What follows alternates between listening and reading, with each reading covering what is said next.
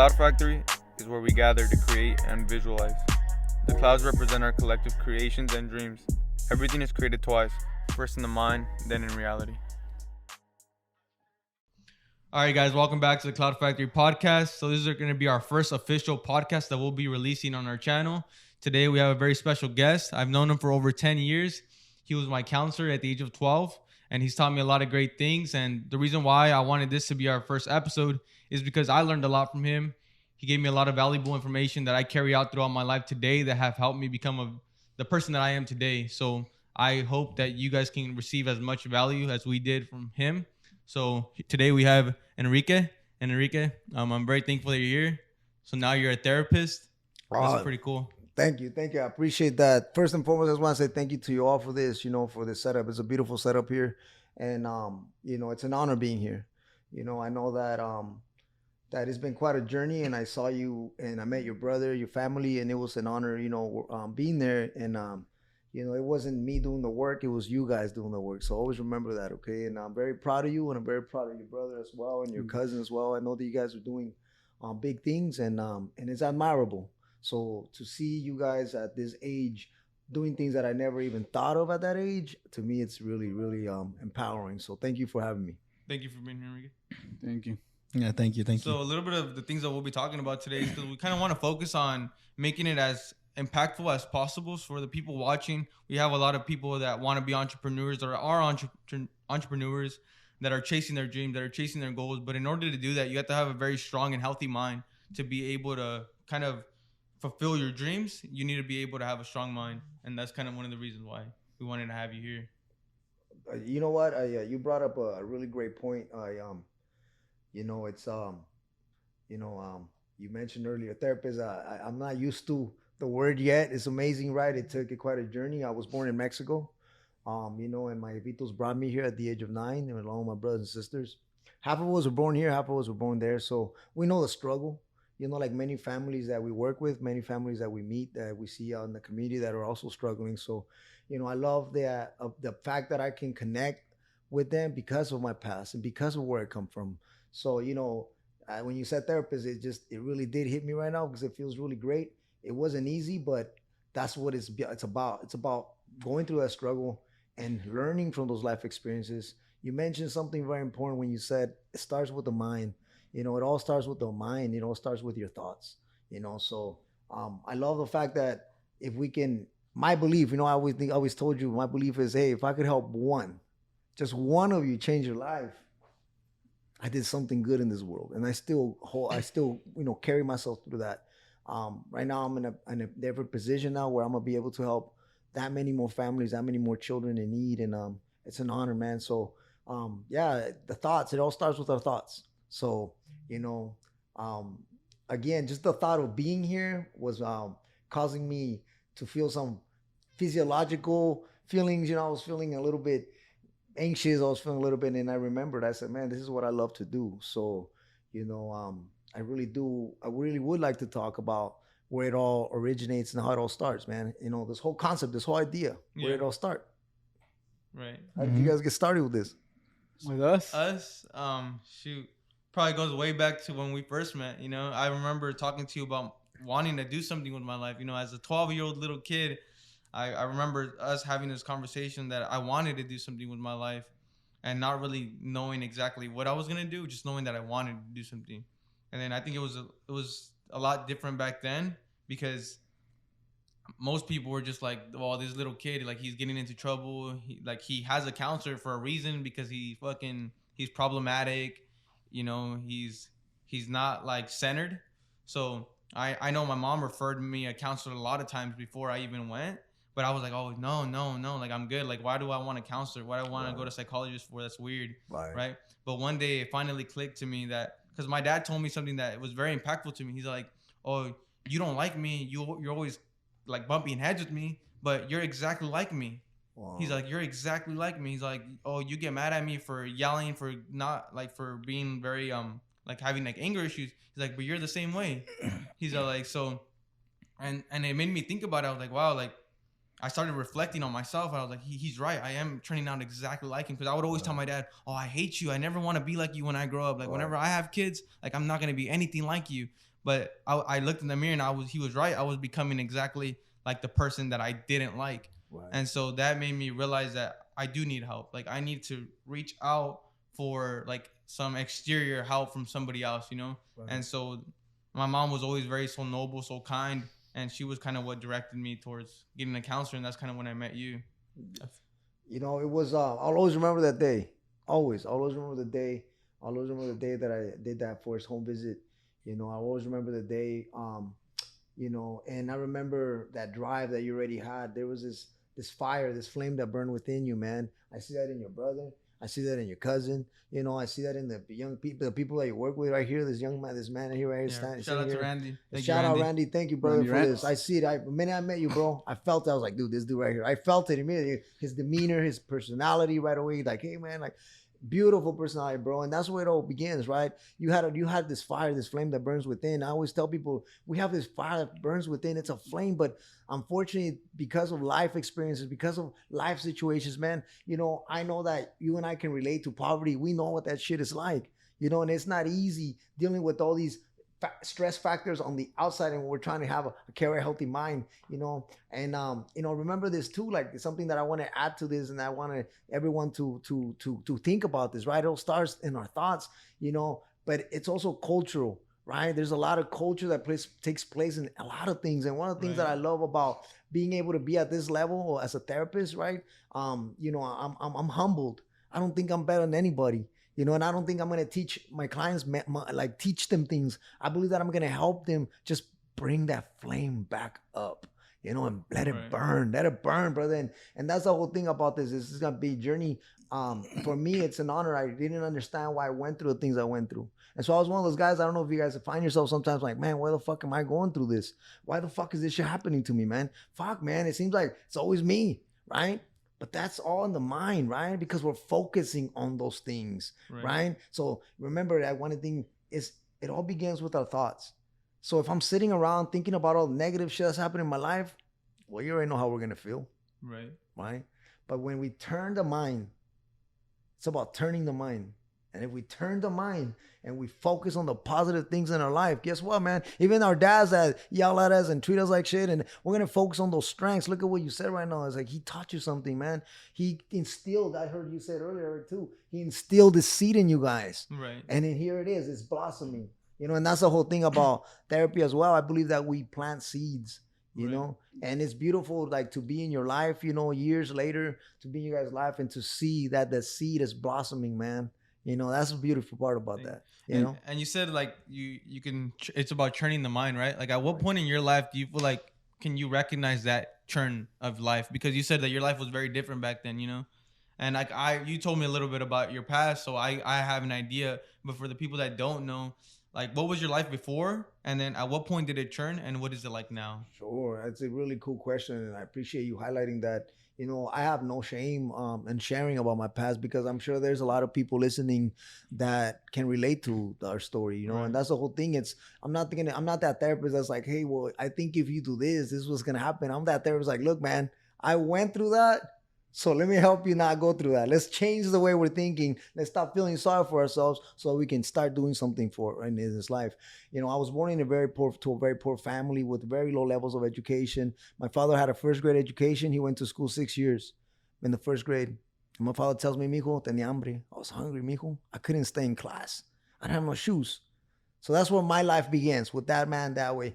You know, my pops used to come to the United States to work. So in my youth and my young years, 4, 5, 6 years of age, my pops wasn't in my life because he was in the United States trying to make a living, you know. And so he was the guy who would come this way to try to make that happen. You know, at the age of 9, they brought me here. You know, my jefitos brought me here. I think I mentioned earlier. And you know what? It was straight to the field work, man. That's how I knew about Woodlake and Lindsay and all those places, man, because it was working in oranges. You know what I'm saying, mijo? And I was going to school late all the time because I was always working. And so from that, you know, stemming, you know, none of my uncles and aunts or cousins and nobody, you know, has reached those higher levels of education. So for me, mijo, I went through the journey of being a juvenile and living in a home where I had an authoritarian father. You know, it was his say and final say, and that was the way it was. Back then, I too Hated my father. I didn't. I'm being honest with you guys. I dislike my father very much. I hated the way he treated my mother. I hated the way he treated us. But as I kept growing and maturing, and that's when the turning point comes. The maturity level. Some of us mature at a younger age. Some of us mature at a later age. I'm a late bloomer, man. And the bottom line is, because of trauma, it's something that we can also address in this podcast, which is super cool, right? To talk about something that a lot of us have gone through, and the trauma of my childhood and the trauma of my young years, that poverty, the low levels of education, the alcoholism, so for me, sweeping all my problems under the rug, was the worst mistake that I could have done. But again, cultural, right? When the counselors came and told my father, hey, your kids need to be in counseling. His answer was, mis hijos no están locos, get the fuck out of here. My sons are not crazy, get the fuck out of here. That was his answer, bro, But again, cultural, right? There's a stigma in mental health. And today we're talking a little bit about mental health, and there's a stigma in our culture, man. Most Latinos, or let me not say most, let me just reframe that. Some Latinos, but a lot of Latinos, man. A lot of Mexicanos, especially coming from Mexico, they're very stuck in their ways. And it's not because we're assholes. My dad was an asshole. It's because he didn't know better. Right, yeah. He was doing the best that he could with what he knew. Right. So then again, now it comes to the mind, it comes to the thoughts, it comes to what we know, it comes to knowledge, right? Experience gives us that. Life gives us that. Education gives us that. Right. Adventures like this one that you guys are doing, man, whether you make it or fail, this is what it's about, So moving forward, I talk a lot too, man. So moving forward, my brothers, I left my house at the age of 17, and I was at Fresno State. I don't know what I was doing at Fresno State, man. I don't know why I was there, but there was a counselor at Fresno at Tulare Western High School that believed in me, saw something in me, and my parents were too busy to sign the forms, for applications and shit. So I'd throw their signature on there, man. That's how it was, right? That's what we're dealing with. That's the shit that we have to deal with. And I'm sure there's a lot of young youth out there that are still dealing with this at home, right? And they're generations later, I'm not breaking confidentiality because I'm not talking about anybody in specific, but I've had cases where I have been told the same exact words that were told to me by my father 20, 30 years ago, 35 years ago, that are being told to these kiddos in today's day. The same exact words, man. Right, yeah. And it's crazy, That's why I love what I do so much, man. I am so passionate about this. That's why it's such an honor to be here with you guys. I was a drug addict for 10 yeyears. I had all those unresolved issues just blew up. It's like a Coca-Cola bottle, man, in your chest. If that shit stirred up, what's gonna happen when the cap comes off? It's gonna all come out. It's gonna fucking come out, man. Everything's gonna come out. That's why it's really important, like you said, man. And it's really cool that you guys have that mentality, right? It's like, look, man, you guys are talking about creating an, reaching out to an audience that and talking about mental health, talking about the mind, talking about where it all begins, talking about how we can become successful in life. That addiction lasted for 10 years, man. It was no joke. I lost a lot. I failed a lot. I failed a lot of my loved ones, I felt unloved. And that's the whole thing about an addiction, man, is that people in addictions feel like no one loves them in this world. Nobody cares about them. Right. And again, some of us that are dealing with someone who's an addict and don't have that knowledge, what we're doing is shaming them all the time. Hey, man, you're this, you're that, So anyways, I'm not going to get into that. I just wanted to share with you guys. I want to be very transparent, man. I was a drug addict and alcoholic for 10 years. And you know what? I had this baby girl and her mom wasn't there for her. And I just kept seeing this baby girl growing up, and my parents were helping me. My brothers, sisters were helping me. I was struggling, man. I was homeless. For a while. I didn't have a license. I didn't have a green card. I didn't have a place to live. And the only place I could go is to my brother's cemetery, and that's the only place where I felt like I could be there. I'd be there for hours and half days and nights sometimes, but I was finding my soul. So to have young men like you in my life that have seen me fight from going from group homes, right? I started working like, man, I sold cars. I pushed carts. I bagged groceries. You know what I'm saying? I worked in the fields. I worked in the walnuts, the oranges, grapes, asparagus, you name it, man. But I knew that I needed something bigger because I became a counselor, and I was working with a lot of youth, and I was instilling all these seeds and telling them about life and telling them about success and telling them about, but I wasn't doing what I was telling them, right? I was stagnant. I was in a place of comfort. Mm-hmm. So your question is, when did it all begin? It began when I felt comfortable.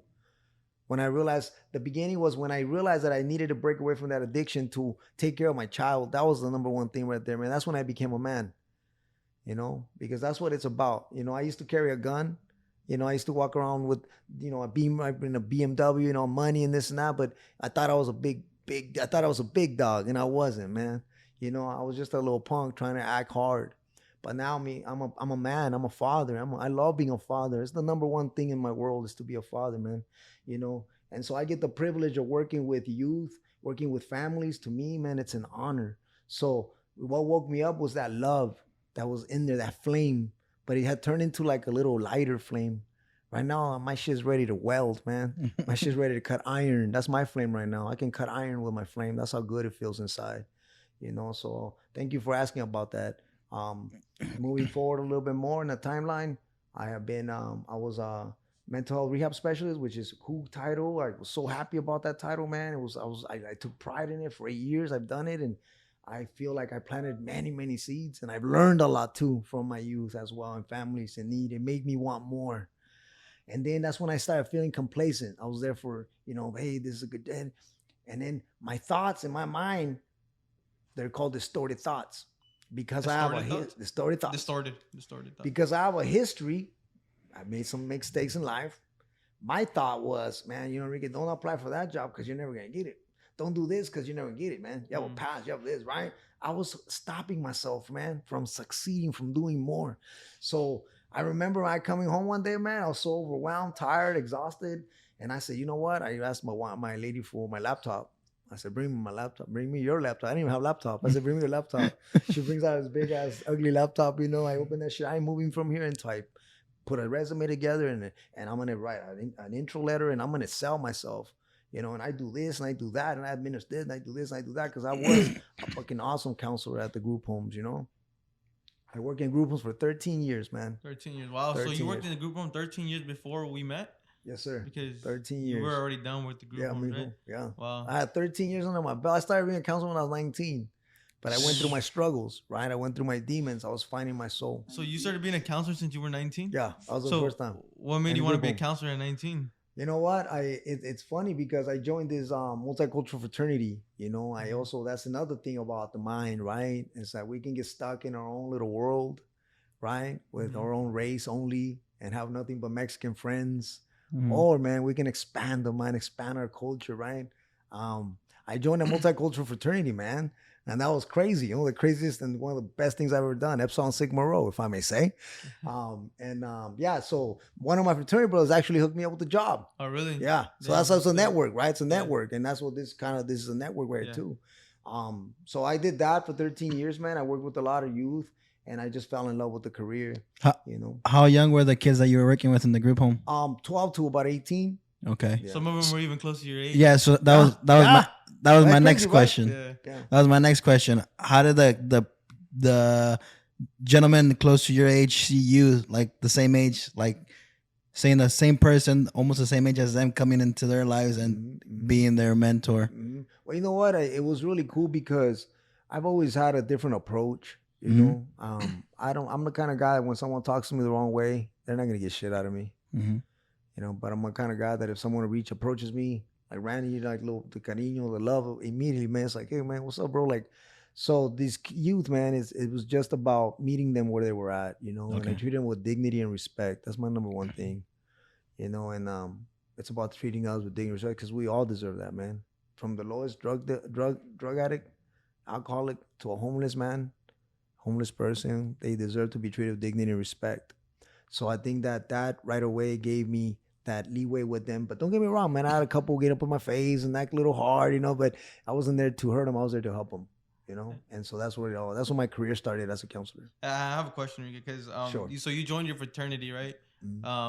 So you joined the multicultural one because you wanted to expand. You want to get out of your circle, right? So I have a question. Where did that desire to expand come from? Because one thing that I've realized is that I have that, but I learned it from my dad. So I don't take credit for it because I learned it from him. You know what I mean? I am the person that I am. I'm ambitious because of him. Right. You know, I am eager to grow and learn because of him. Right. And that's one thing that I realized in life. There's some people that don't have that person that inspires them to change or to grow or to be ambitious. You know, a lot of people don't have that person. And that's why I love doing things like this, because I want to be that person that somebody runs across and they're like, oh, that's the person that kind of inspired me to fucking want to be ambitious and want to be different, you know? So who was that person for you? Because you joined a fraternity at 18 and then you, for the multicultural, because you wanted to expand, and then you chose to do group home at 19 because you wanted to help others. Who was that person that inspired you to do things like that? I wanted to say something real quick. Sorry, Enrique, for cutting you off. Yeah, no, go for it. You were asking us how this all started, and I deeply believe, like, me and Dan have a different relationship with my dad, a whole different relationship. We live different lives, but I think if you give, we give credit. I want to say now that I do give credit to my dad, because he instilled us. Like I was telling you earlier, he instilled us this mindset of how I was telling you, like I don't have discipline, and I want to teach that to myself and teach that to my kids. So I do say that my dad gave us this huge mindset that I always said, like, why are we like this? Why does my dad have 3 kids, now 4? He has 3 kids right now that are not drug addicts. We don't do drugs. We don't drink. We don't do all these things. First, I can't do any like, I'm not because I'm scared, but he instilled that in us, that we shouldn't do drugs, you know, and I feel that it came from him. We don't have addictions. We don't, we always think of moving forward, and all 3 of us, usually you see one kid that's succeeding and doing high level things. And I feel like I see our family and all 3 of us are doing something meaningful with our lives, for what I believe. And like Daniel and I were growing the business, right? We have a business mindset where we want to grow and help people. And I believe Daniel guides me in that aspect to want to help people. And my little brother is going to USC and he's pursuing a college career. Awesome, man. So I want to give that credit to my dad. And I think that's where it started, because my dad wasn't a perfect dad. And he didn't do all the right things, and we have a lot of bumps and rocks throughout our road because of my dad as well. But there's something about my dad that he instilled that mentality, and I want to give credit to my mom too, because she was a kind person, and I'll later talk about that too. Yeah. But I think that's where it started. And another question I had is, sorry, Daniel, I don't want to cut your question, but it has to do with what you're doing, like what we're talking about right now. So, what do you think it takes for someone to get to the next level? You know, what do you think it takes for someone to take the next step? You know, to take that push to go to the next level, because you went from having that issue with your dad to then going to college, and you know, now being a therapist, to wanting to pursue for more. Because I feel like a lot of us, including myself, we get stuck sometimes, and we're comfortable with where we are. And you said you were comfortable. Right. So what's that core, or that main thing that keeps you to want to keep pushing for more? You know, I think for me, man, I had a little girl. I was about 20 when I had my first baby girl, Vanessa, which I love very much. One day, man, you know, I had to wake up, you know, and for me, God gave me another little boy named Diego, and he gave me one more little boy named Quentin. I'm not religious. I don't go to church. I'm gonna be straight up with you guys, but I'm very spiritual. I believe in God. I believe in the higher power. I believe in that big time.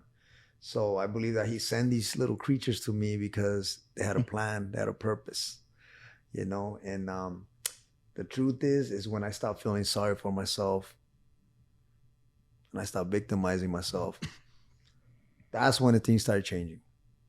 You know, I love the fact that you guys are sitting here and speaking. You spoke positive about your pops too, and you spoke really positive about your pops too, which is really great, man. I love my father.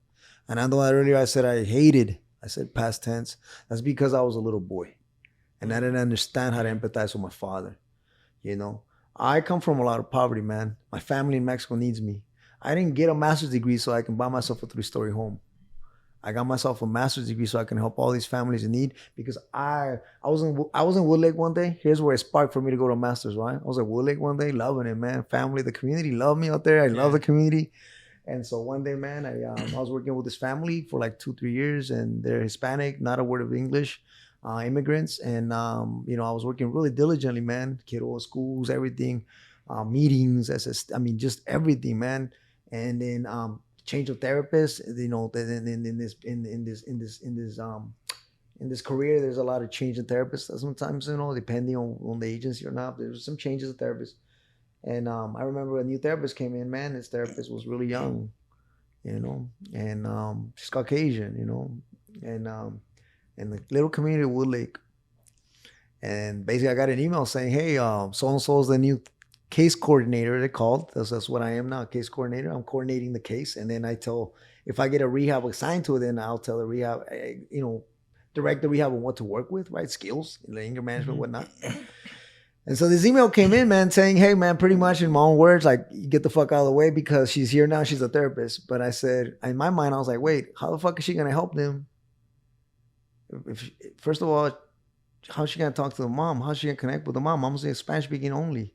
They're immigrants, man. The culture's different, And so that moment, I felt very vulnerable. I hate feeling like vulnerable. replaceable.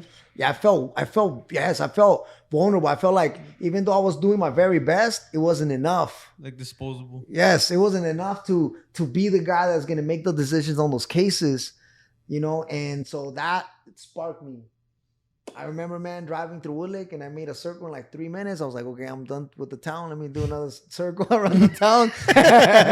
Just kidding, Wood Lake. I love Wood Lake. And you know what? When I did that, I realized, like, okay, my brain, my thought, it begins with the thoughts, right? My thought was, I'm too comfortable here. I love it here. So I had to make a sacrifice. I had to leave this amazing young man that I was working with. I had to leave this beautiful community that welcomed me and embraced me. I miss Wood Lake, man. I miss the kiddos. I miss the community, man. And so what happened was I made that commitment. I moved to another place, another agency, because I wanted to grow more. I went from an agency that was really small to a big agency, a big monster, man. And I knew that I was going to grow there.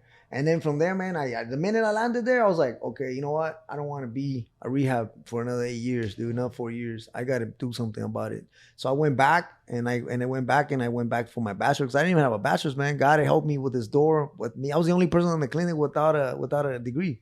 So that's how God works. That's how awesome it is, right? Think about it, man. I was the only dude in the clinic without a degree. I had life experiences. That's why they hired me, because of the group home experience and because of my life experiences. So that sparked me up, man. My children, once I woke up and saw them, I realized I needed to get my shit together.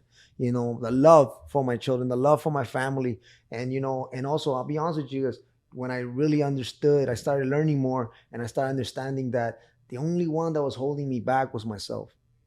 No one else. No one else, man.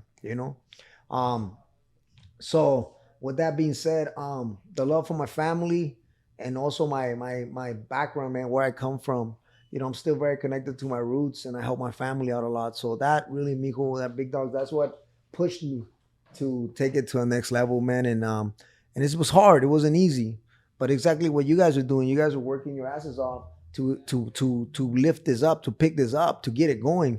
And I love what you guys just said earlier. Like, it's not just about us creating a business and making money. You guys are like literally trying to reach out to the people out there, man, to show love and to show knowledge, which is super cool, man. And anybody that can hear this and connect with us, I think it's, just gives us an opportunity to enter their lives. I think it's a win-win situation, man. It's good for all of us. We all can learn a little bit from each other. But yeah, man, it's super cool. We're in the direction that we're going now, but I wouldn't be here, man, if it wasn't for young men like yourselves. I'm just straight up from the bottom of my heart, from the bottom of my heart. I wouldn't be here if it wasn't for young men like yourselves. You guys brought out the passion in me. When I saw you guys, when I worked with you guys, when I interact with you guys, the passion was just being born in me even more. So, I got the bachelor's, man, and then I sat on it for like 4 months, and then I realized right away I was getting comfortable. And then I went back and I went for that master's degree. So, I was hungry, man. Maturity is a big word too in my agenda. Mm-hmm. Maturity. We all mature at different ages, but maturity kicks in, and that's when we start making these decisions. Going from that little boy that carried a gun to the man that's there to take his sons to every jiu-jitsu tournament. Yeah, Right? They're beasts now in jiu-jitsu. That's crazy. Yes, sir. We'll get Yes, into sir. that right now too, Yes, because they're sir. beasts. Yes, And sir. that's one thing that I'm also very passionate crossfit? about. I'm very passionate about. One day I want to have children of my own, and I want to be a great father to them. Like I don't want to be a great father to them. I want to be the greatest father that's ever lived to them. Like that's literally a thing that I have in my head, that I want to be the greatest father. Like I don't know if you guys have watched the movie King Arthur. That's what it's called? Or no, what is it from the King Arthur, right? For the Serena Williams and the sisters. I The haven't tennis. watched it. Oh, I haven't yeah, watched yeah. it. But Oh, that's yeah, the yeah. name I'm of still a it. little pissed No, off at that Will Smith. King something. It's something Yeah. I forgot, but that movie where we watched the movie. Oh Yeah. yeah, Will Smith. It's just, I'm just talking shit. But so yeah, that movie, like he is literally a great father, and both of his daughters come out to be beasts. Like they're freaking like elite level. King at- Richard, I think. King Richard, right? So that movie, like he's a great father. And then I also look at somebody like the Ball brothers, the basketball players, the dad, LeVar Ball. He's also a very great father. All his kids are very like exceptional at everything that they do in life, and they're playing at the highest level. And not only one of them, but like multiple of them. So it's not like a coincidence. It happened intentionally, and I want my kids to be great, but it's going to be intentional as well. That's another thing though that I realized that a lot of parents do, is that they once had a dream. There's this book that I really love. It's my favorite book. It's called of The Alchemist. And in that book, the story of this little boy that's going on a journey to, like, he has his vision and he wants to chase his vision, right? But his dad, they're poor. They're like they're a very poor family. Like it reminds me of myself. Like I'm a very poor I come from a very poor family. But this kid, he has this vision. He has literally this vision in his head that he needs to go and explore the world. But his dad wants him to be a priest, because becoming a priest would give his family some sort of status. Right. So, and it would boost them in the economic level. So that's kind of what I feel like a lot of parents do, right? They want their kids to give them some sort of status for themselves. But the kid tells his dad, but this is my dream. This is my vision. Like I want to follow it. I want to chase my dreams. Right. And the dad's like, he says in the book, he's narrating it. He says, my father, like he didn't really want me to do it because he wanted me to be a priest. But he told me that he would accept it. He said he gave me he said that he was saving a piece of gold that he was going to give to him whenever he was going to go for school to become a priest. He was going to give him a piece of gold, which is all the life savings that he had for him. And so he says, but I could see it in my dad's eyes, the desire to at once have also followed his dreams, but it's dead. Like it died. He said it died because he had to sacrifice it for food and shelter for us, for our family. So he says, but I could see it in my dad's face, like his desire to once as well want to chase his dreams, but it just died, right? That flame that you were talking about, like it just diminished with time. Right. And so that I love that book because of that. And I forgot where I was getting at. What's right it now. called again? The Alchemist. The Optimist. I gotta check it out. Yeah, man. I really love that book. And what was I getting at before that? I gotta check it out though. I like books like that too, man. Yeah. They're empowering. They're very empowering. I know that you know. Oh yeah, becoming an exceptional father. I remember now. That's it. So bro. I want to be an exceptional, like a great father. And so, but like I said, I don't want to just rely all my responsibility, because I want to be great in life myself. Like I have this desire to be great and I am going to conquer my dreams, but I don't want to just have a kid and then be like, okay, now I want to pass on to the responsibility to you because I wasn't able to be great, because it takes a lot of work, a lot of sacrifice. That's what I feel like a lot of parents do. Like you'll see that in like the traditional, like I was once wanting to be a professional athlete, but then he has a kid and then he wants his son to be a professional athlete because he couldn't do it. And you know what that is? I'm sorry to interrupt you. What that is living. Parents want to live through their children. Right. Right. And that's when we make the mistake, because now we're instilling our thoughts, our feelings, you know, our beliefs into our children. Mm-hmm. Right. And, you know, it's one of those situations where, like, you know, as you were highlighting all these other, you know, people in the book, I was thinking about your father. I'm like, well, your dad did a pretty fucking good job too, because look at you guys, where you guys are at right now, you know, in his own way. You're right? Again, cultural. Again, poverty. Again, he didn't have the fucking knowledge, the experience, the education to treat you guys a certain way. You know, my education tells me, like, I don't need to yell at my son. I don't need to, and also my life experiences, because I grew up with a father like that, right? But in my education teaches me, mijo, like, Carlitos, to be that guy who is about responding to situations, not reacting. The little boys react to situations. The little boy argues with the wife. The little boy gets mad Right, because that's so and so. big. Those are little boys, okay? And I'm not throwing in directs to anyone. I'm just saying to everyone that listens to us, if you're doing that shit, you're a little boy too. Grow up. We need to grow up. We need to be men. In order to be men, Mijo, it's about carrying ourselves legitimately. Let me tell you guys something, man. A true champion is born when no one is looking. So we could sit here right here in the podcast and all this shit and recording ourselves and talk all this shit. But when we go home, man, we're doing all the bullshit, and that's when we need to grow. That's when it's time to grow. You know, you guys ask me, when did this shit happen? I'm going to tell you guys when it happened. I remember now. I was a fucking drug addict. I was fucking up in life. I was making fucking bad fucking things, man. I was making bad decisions. I was getting in trouble. I was losing everything. I let go of my license, my green card, my future. What my father, my mother worked so hard to get for me, I didn't give a fuck. See? And so, but then I was sitting there complaining about my father and the way he treated me, right? I was looking for something to lean on, a cane to lean on. Yeah. And that's what a lot of us do, man. We look for a cane to lean on. And guess what, man? That's when we feel sorry for ourselves. That, mijo, is what stops us from being successful. Now, if we are doing little shit like that, and hey, this podcast today maybe is what sparks us that. If I plant a fucking seed today and anyone is listening to us, I planted it right now, man. It's about being a champion when no one is looking. A true champion is born when no one's looking. A true champion does it when people are not looking. You know, I don't need to treat my lady all cool in front of everybody and hold her hand and kiss her and shit, and I treat her like shit at home. Right? Yeah. That's what it's about. One day when I was sharing with my boy, his name's Oscar. He's my mentor. Oscar Suds, Mr. Suds, African American. Not even my own race way up me when I was going through my shit. That's what I'm telling you. That's why I love. That's why I am multicultural. My sons are half Filipino and half Mexican. My daughter's half white and half Mexican. You know what I'm saying, big dog? I married a Filipino chick. You know what I mean, big dog? I am multicultural, and I love it, man, because I think outside the box. I mean, you know what, Canitos? I'm gonna tell you something, man. This man, I'll always love him for this. My father, man, I always love him for this. I was in the middle of my addiction, maybe towards the end because I wanted to change, but I didn't have no help. And I remember telling my father, man, I went to the house, hey, Dad, you know, help me, man. Like, let me stay here. Like, look at me. I worked in the fields. I was a juvenile. I was a little kid, man. I worked in the fucking fields, man. I gave him all my checks. I thought I was always going to have that place, my house. I thought it was my house, but it's not my fucking house. That's my father's house. And he said, no, you can't fucking stay here. I want you to get the fuck out of here.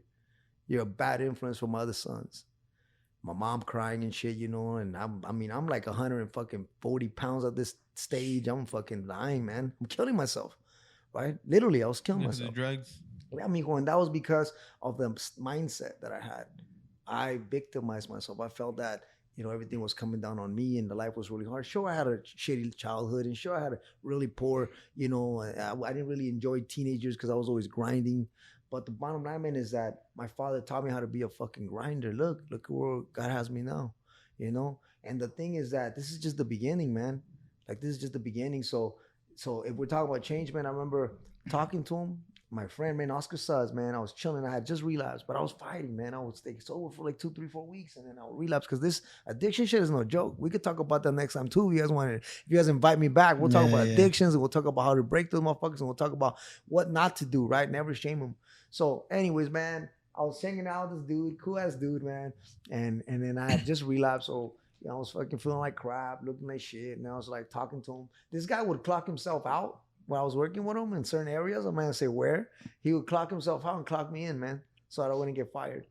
But I'd be pulling no shows.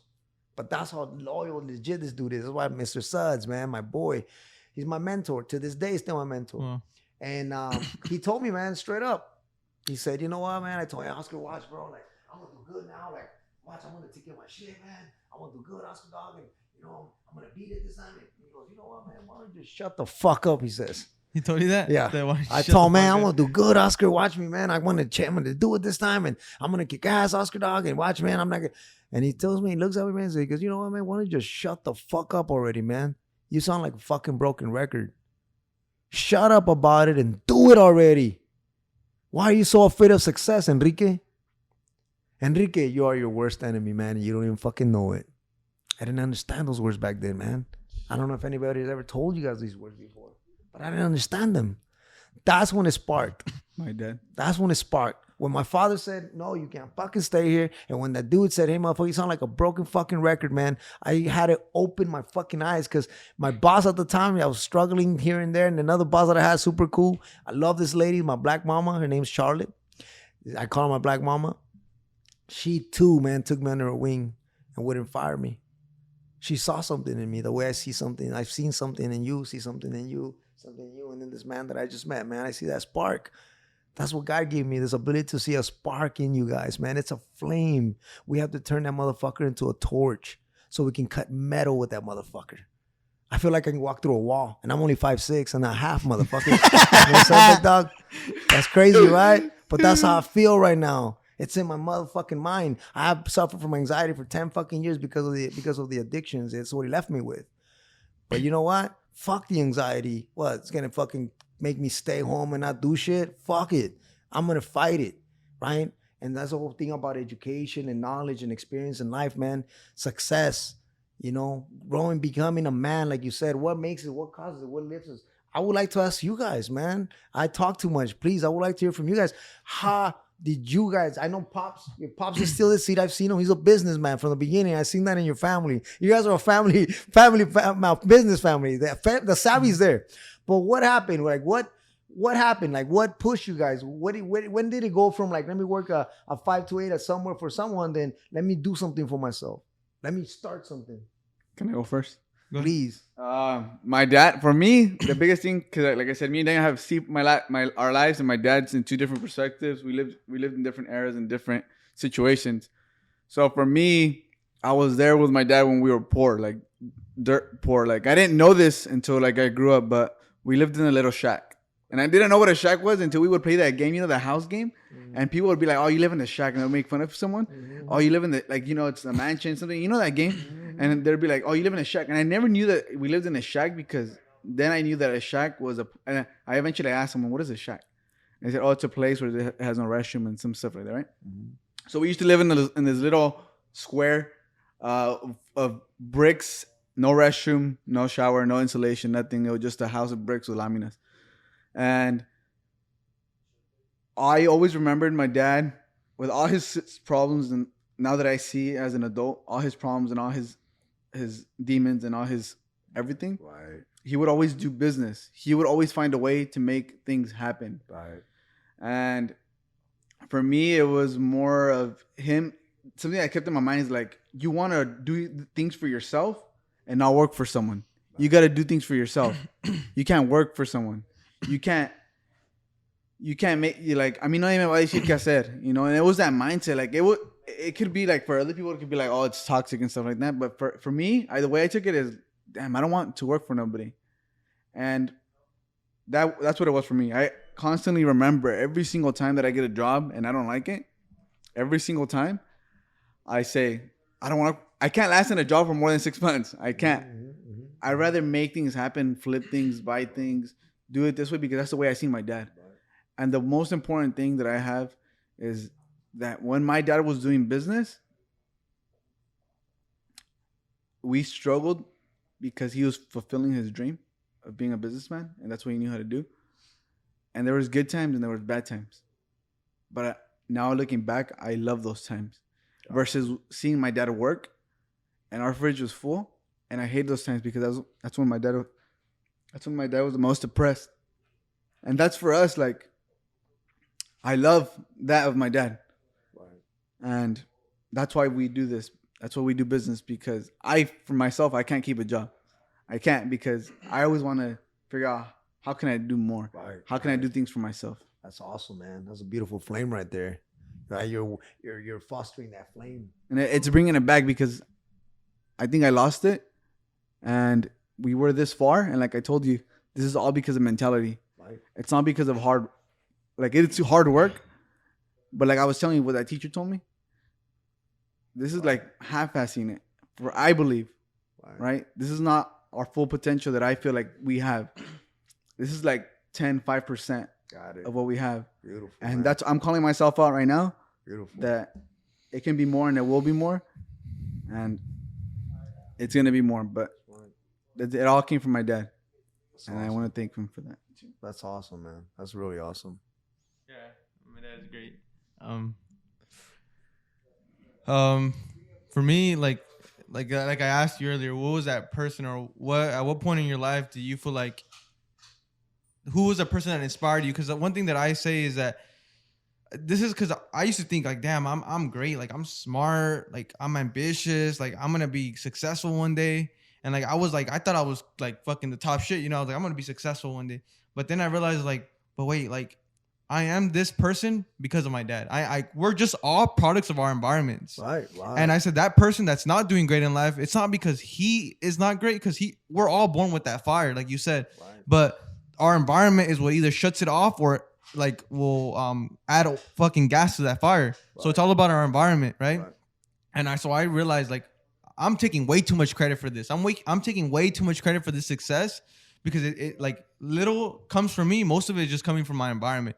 So I realized, well, I want to be that person for other people. Like I want to be the person that is in their environment pouring gas on them. Like I want to see them and I just want to pour gas onto people. And that's why the Cloud Factory movement started, because we want to be a movement that everywhere we go, we're just lighting fire on everybody's dreams. Wow. You know, we're just pouring gas on everybody. And for me, it all kind of, like Eric says, it started from my dad, you know? And one thing that I'm very fortunate to have been with my dad was an alcoholic too, which is why he was the way he was with us, which is why we had a troubled childhood. He was an alcoholic. He had no self-control because you said he has no education, you know? Right. So I stopped blaming him for the way he was because I also hated him. I told him I never want to be like you. But then I was like, but why is he the way he is? Like, he's also a product of his environment. Right. It's not his fault that he's this way. Right. So I stopped victimizing myself, like, because you also taught me a lot about victimizing myself. Yes. And these are the conversations that I always cherish. I would record everything. And I've never shared this with people. And I recorded a conversation that I had with my dad when he was drunk one time. And I'll put it on the mic so that people can hear it as well. Yeah, that's awesome, bro. That's live shit right there. Put it all the way up first. That's live right there. I want to hear this. I can't wait to hear this.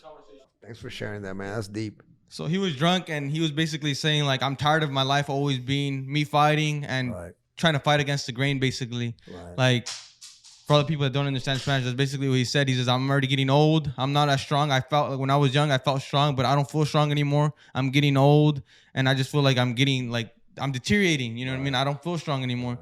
And he was crying because he was drunk. And we were up at 7 a.m. This was at 7 a.m. because we stayed up all the night before. We would stay up. He would go to the party, get drunk, and then he would come home and we would stay talking about his life, about his childhood, how he lost his brother, how his dad left him, how he became homeless at the age of 9. His trauma. Yeah, all his trauma. He would just pour it all out and I would stay up with him, you know? Because every time he got drunk, he would call me. He'd be like, oh, ¿dónde está Daniel? Let's see me va a cuidar. You know, every time. And so all those conversations, I'm a product of that. Like, I'm grateful for all these conversations. Like, this inspires me. Like, I don't know. Like, I can't even... I don't understand how I could be any other way with this behind me. You know what I mean? With all this knowledge and all this experiences on my head. You know what I mean? That's beautiful, man. It's beautiful. I understand from all my heart. Thanks for sharing that, man. I'm touched right now. Because I love what I do. I'm passionate, man. And you know, and that's why I am so grateful to God, man, that he helped me break through that addiction, and all those people that put me down, just like the ones, and as well as the ones that helped me, because the ones that put me down made sure that they told me I was never gonna amount to anything in life, that I wasn't strong enough, that I was too weak to overcome the addictions, that I was too weak-minded and I was never gonna make it. That's what I was told by loved ones, right?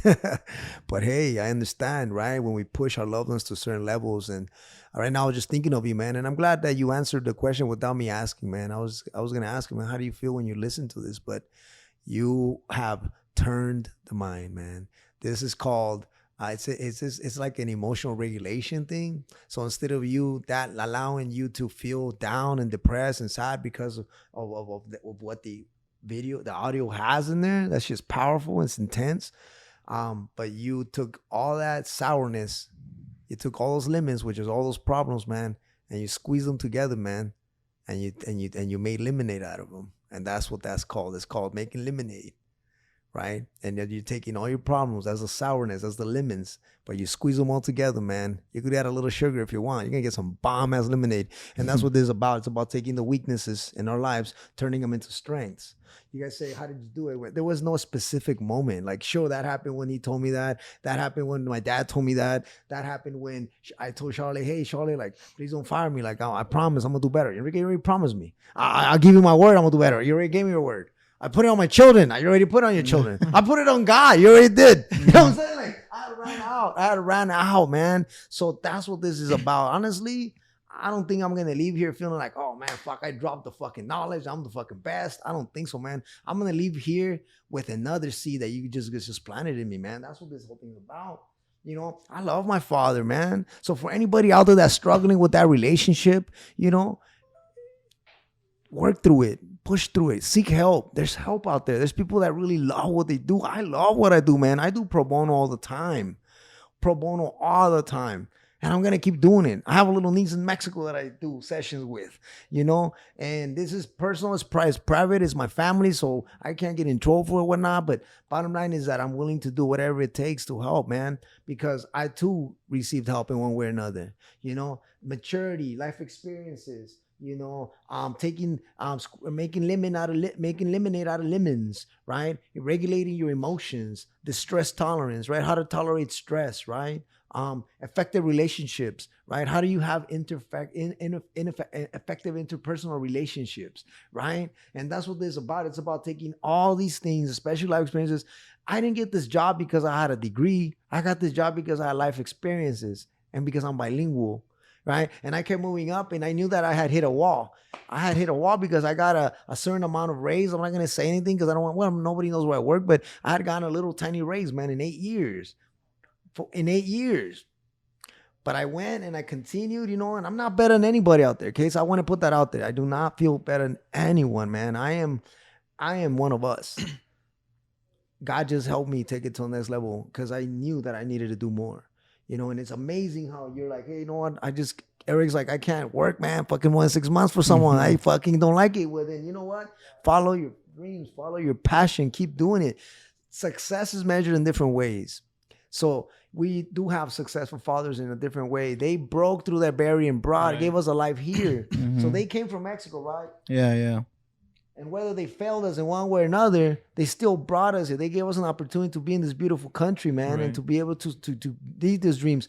It could be either through education or through hard work, through wiseness, right, Big Dong? Through taking those experiences in life, man, and then turning them into strengths, man. I'm not shocked, but I didn't expect what you said right now about like, hey, Enrique, this pumps me up. I was like, dude, amazing. Because a lot of people will hear that and be like, oh, re-traumatization it's called. Fuck, I'm going through the whole shit again. It's called re-traumatization. But here you are, this young man in front of me that I've always seen a fucking flame in, you know, always. You know that shit. I've told you since you were 12, right? And here you are, man, talking about it until it touches my heart because it makes me love my father even more. After this podcast today, I leave with more love from my father. And I hope that all of us here sitting here can appreciate. And now let me rephrase that. I know everybody here as we're sitting down, mijo, whether it's one thing or another, or our moms that may have failed us, mijo, in many ways, but we can focus on what they've done, the sacrifice they made, and that shit empowers us to do better. Instead of, oh man, well, my dad was a dick and treated me like shit, and so, you know, I'm gonna throw my life away too. Like, no, fuck that, you know? This is what we're gonna do. The environmental factors, they're just added stressors, but they're not the definition of what we're gonna do or not.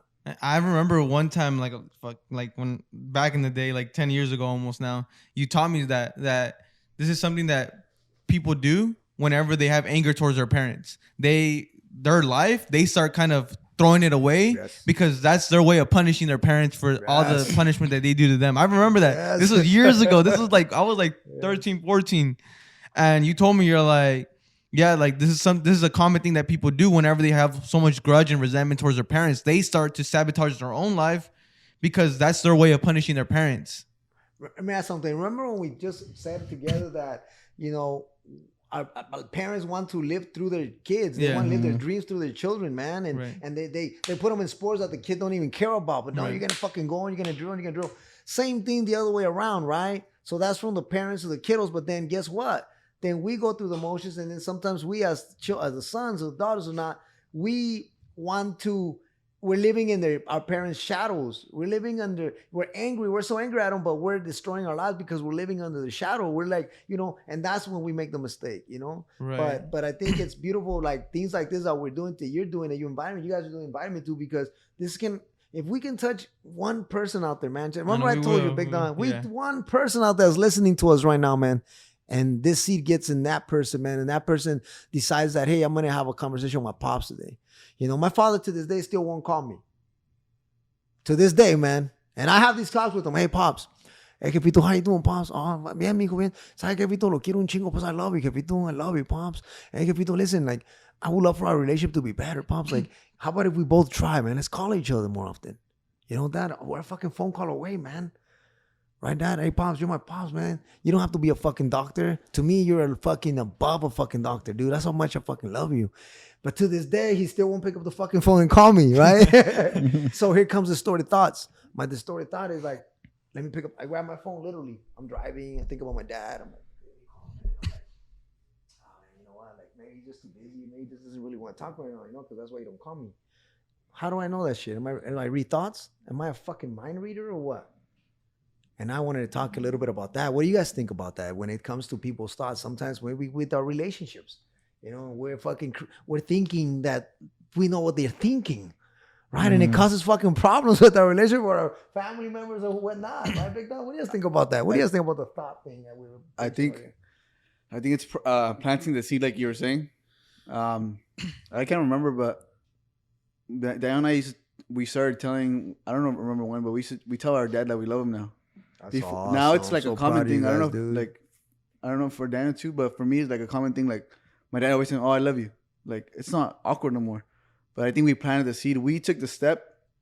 I don't know why it happened. Like I don't know if I saw a video or Daniel told me, because we go back and forth about growing each other. Right. So I can't remember exactly how, and maybe Daniel can remind me. But I think it might have been a video that I saw that you have to take the first step. Hey, tell your parents that you love them. And I think that's where it started, because every single phone call, every single time I talk to my dad now, it's, "Oh, I love you," or awesome, he tells me, "Oh, I love you, homeboy." Or like like sometimes it feels awkward, but we still say it, because we might have been mad at each other, no matter what. Like, because me and my dad still bump heads and certain things, but it's always like we always end there. "Well, I love you," or "Bye, I love you," or "See you later, homeboy, I love you," or like whenever he's upset, he'll say, "See you later, homeboy. Love you. I love you." And he says it in English. He doesn't know how to speak English, but he says, "I love you." He says it in English. I don't think he says, she says it in Spanish. He doesn't know Spanish. He doesn't know English, but he says it in English all the time. That's cool, but I think it's man. planting the seed and putting it out there, taking the first step. If I may ask, what did that do for you? What does that do for you? How does that make you feel? It makes me feel connected with my dad. It makes me feel like we are not in perfect terms, but we're there's that connection. I feel like I'm connected with my dad. I don't feel separated from my dad. And they say that the way that I would notice is because I've seen another video that says it depends on how you do your signature. If you do, like, my name's Eric Morales. If you do Eric Morales far, or you just put Eric in your signature, then you have a distant relationship with your dad. But my signature is Eric, and Morales is on top of Eric. So that tells me that I have a good connection with my dad, and I don't have a grudge towards him. I might have there's things that I didn't like about my dad, but I feel like I feel connected with my dad now. And I noticed that on my signature once I saw that video. It's funny. And with that grudge, if you don't mind me asking again, I promise I'm not assessing you or evaluating. I'm just asking, what happens with that grudge, or what did you do with it, or is it there still? Like, I know you mentioned the word grudge. Is there something that you feel that still bothers you internally that you hold on to? I feel like I just learned to move on from things. Like, I don't know. I just learned a lot of things. I don't know where I learned them, but I learn them and I take them and I run with it. Like, I don't pay attention to it. I don't say, "Oh, it's gonna work" or not. I just take, like, soda. I don't drink soda. I just take it and run. Right? I just do it. I just do things impulsively. I don't think about it, and I just do it. If I feel like it's gonna make me feel better, I just do it. So I learned to let go of things. So I try to let go. I'm not perfect. I don't let everything go sometimes, I feel like. But I still let anything I try to let go. I forgive as fast as I can. Like, if you ask anybody, I'll get mad and I'll get over it, like, fast. I like. There's been times where I told Angel, you know what, I fucked up, bro. My bad, because I've been wrong. You know, and I try to get things over fast. I try to like just do things fast. That's growth. I think that's growth, man. It takes a man to apologize, right? It takes a man to apologize. Straight You up. know, I think for me, because I've been a little quiet, but it's because my upbringing was a little different. I grew up for the most part with a single mom, so I didn't have that Right. dad that you guys talk about. You know, I still talk to him today. We're in touch and stuff like that. He calls me for the most part. I don't really reach out to him, so it's kind of like the opposite. You know, Right. he called me earlier too, and then it's funny. He called me, and then I was like, "Oh, I'll call you in an hour," because I was busy. I was doing some stuff, and I didn't call him. But I think sometimes it is that you know it's more logical because it's something I learned more fairly recently. Because for the most part, when I was growing up, since my mom had to work for my three brothers, now somos four, five. Yeah, I just had a baby sister a couple, barely, not even a month ago. So, is that like my mom is like she's a very strong person, you know, very strong person. But when it gets to like something like chaotic, it's really easy for her to go to that space where like she's overthinking and she gets really emotional. And it's like I said, something I really learned recently is like I try to wait to see how things play out, and then I don't try to get ahead of myself. I don't try to like to assume my dad hasn't called me because of XYZ. It probably is that he's busy, you know. So I try to wait out things and look at things logically, because I noticed that since like for my brothers for the most part, my dad hasn't been in their life. So I think I'm that person for them where like if something goes wrong, like, okay, so now as an adult, it's like, okay, so what do we do? And I can't show that face to them, like, because I'm worried. Like something just happened right now, and like I was worried. My mom was crying, but I couldn't break down and like, you know, tell her like, oh, like, you know, I had to be that person, tell her, okay, relax, you know, everything's gonna be okay. Right. You know, let's do this, let's do that, and it got fixed. Like it got partially fixed. We're still gonna see how things play out, but it's just that I can't. So it's like I said, something that I learned recently. I try to look at things and say like, okay, because those thoughts do go through my head. What if this happens? What if X, Y, Z happens? And I think what I've learned is that at the end of the day, I'm just kind of making myself go crazy because on the what ifs, and sometimes those what ifs don't even happen. Right. So I think it's good to kind of take a step back. How you taught me, you know, take a step back, Yes, sir. you know, take a deep breath, and yeah, clear your mind a little bit, and then assess the situation and then take a step, you know, because that's just like the role that I kind of was born into. Right. And now, like I said, I kind of realized it very recently, because when I was a kid growing up, well, I didn't know that. I didn't know that my mom looked at me as somebody that she depended on until now. So Wow. Well, I know I appreciate you sharing that too, man. Because I know your story too a little bit, right, Mijo? yeah, And I'm not gonna sit here and tell everybody your story because we don't need to, but I know your story, man. And from day one, I saw this young man. I saw a lot of myself in. You know, I always had to carry that responsibility of the family. It's like when we're Mexican, dude. It's our culture, right? The oldest brother seems to be the one that has to kind of carry that weight. And some of us, in example, in some situations, man, it wasn't just like help me with this. It was like you were carrying the family, brother, and you were in high school. You know, Yeah. so it's really nice to hear you talk about, you know, still being there for mom, still being that man that needs to be there, and you know, and the awareness right now. I heard you talk about just now you're aware, now you see things that you didn't see before, you know, being aware now and seeing those things. Did that change anything in the way you saw your role in the family? yeah, because like it changes a little bit, because like I kind of understand that I had to fend for myself first, Right. and then I could help them. But I know I'm still a part of their life, and I know that my brothers and sisters they look at me and they see what I do and how I do it. So I think that's very important. Like for me, that I realize that I know maybe it's a little late because I just feel like it's maybe a little too late. Maybe if I would have had that a little bit earlier, but I'm not that old. But what was the question again? I just No, just how that, did you feel like knowing and understanding now a little bit more on what the role is? Because you've always carried a different role, right? We have different roles in the family, right? We have family roles, right? Everybody has a role. Yeah. The son is supposed to be the son. The son's supposed to be the guy that, is being taken care of. Yeah. And the daughter is another one that's supposed to be taken care of, right? There's a role. The father is the one that goes to work, or the mother as well.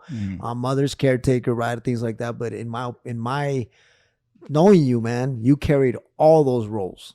Okay. And so my thing is, now that you're aware of, hey, man, like I'm really understanding now, like that I've been carrying this role. I didn't realize it now. What does that do for you? Like, do you find yourself wanting to be there more and be there more for him and be there for one too, or you find yourself thinking more about, hey, man, I need to take care of myself too? Yeah, I do think about like I need to take care of myself. But I still want to be there, and cause like for myself, I'm a very like family person. I think of fun as I think of like me going to somewhere with my family, which is my immediate family, because I don't have any kids or anything like that, just my immediate family, and giving them those experiences that I never had. It was funny because a couple months ago we were at a family party with my uncle, and I told him, I said, hey, you know what? I want to thank you. I want to thank you because you gave me an experience, and now I was able to hand that off to my brother and sister, and it was cool how everything went full circle, and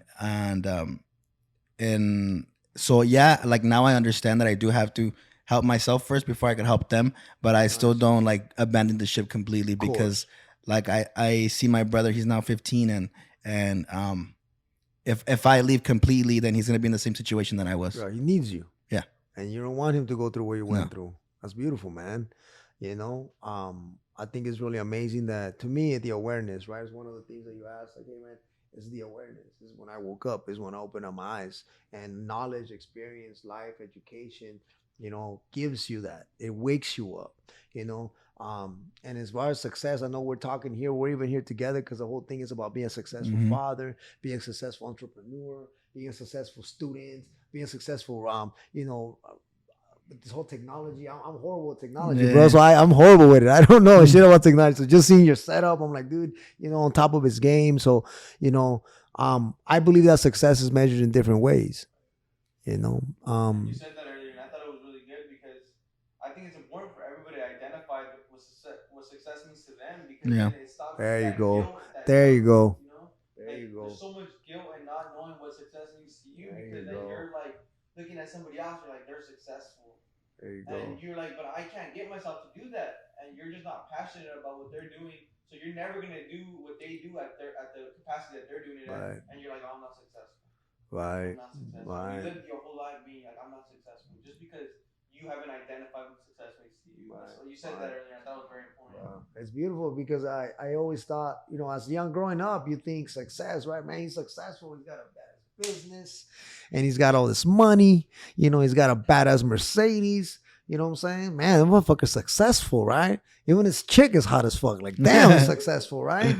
But then again, it's like, hey, wait a minute, man. So you're telling me that a fucking amazing father who took care of his little ones, who lived in a little shack, a little home, whatever, and did his best and busted his ass, whatever, that wasn't successful because he didn't have a 3-story home. You know what I'm saying? So success was measured in different ways. I want to quote Winston Churchill.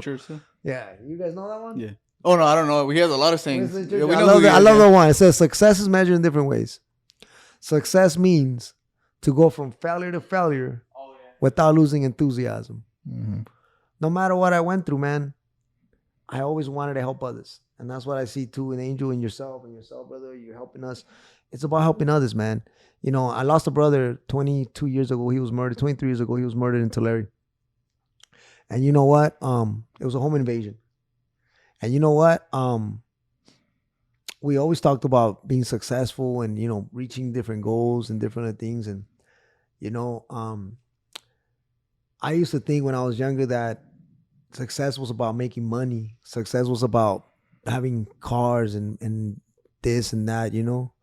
But as I live through life and I continue, I'm 45, man. I'll be 46 and in less than about 3 weeks I turn 46. So I'm an old dude, you know. Yeah. At least I feel a little old, right? The fucking life's been pretty rough.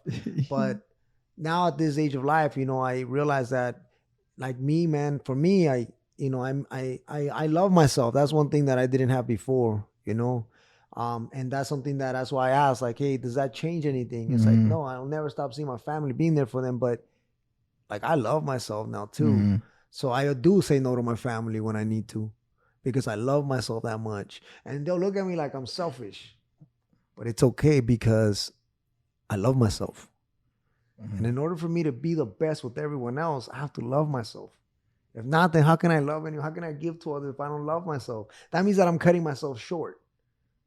How come I can't go and enjoy that burger and chill and hang out because I have to go be somewhere because someone needs me? Well, great, I'll be there for them. But at the same time, I want to make sure I'm be here for myself too. And that's what started waking up this beast inside of me. Like, hey, wait a minute, man. I love helping others. I love what I do, but I'm fucking grinding myself to the ground. I didn't know how to say no, you know? And so the bottom line is it's really important to like Daniel said, like you said, Carlito, like it's about understanding where your success is. My brother-in-law has a big ass home, dude. This fool rents big old fans when he's throwing barbecues, when he has a pool. I love you, dog, but I know it's true. And the bottom line, though, big dog, is I tell my wife, I go, I'll never be like that. I'm not going to rent a $400 fucking fan. I'll send those $400 to Mexico because they're going to do a big fucking chunk of change over there, big dog. You know, he buys a brand new car like every 6 months. I'm not talking down on my brother-in-law, man, but that's the fucking fact. He was raised differently than we were. He didn't know what poverty was. He never worked. Went to school. Dad took care of business. Dad was a fucking correction officer. He's doing great, right?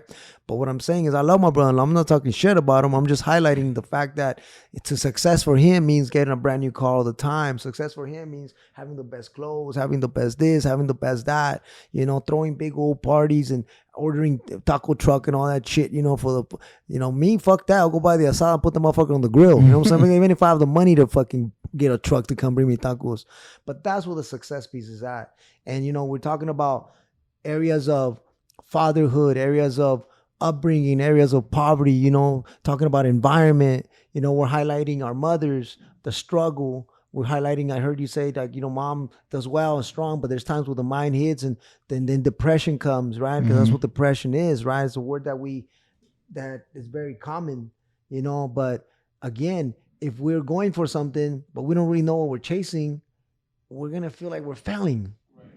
You know, for me, I feel so successful, man. Today was my first day, man, as far as like, I've been doing it, but as far as like getting the credit and getting the, you know, God has helped me get to the next level. And I'll be honest with you guys, man, I'm not pushing education on anyone, but the bottom line is I already worked really hard, man. I worked hard. I sold cars and I was making hella bank. I was successful as hell. I was making like, back in the 2001, man, I was making like $1,500 a week, $2,000 a week. But you know who I was fucking? All my paisanos, dog, because I'm a bilingual. You know, the owner was Armenian. He was making fucking millions.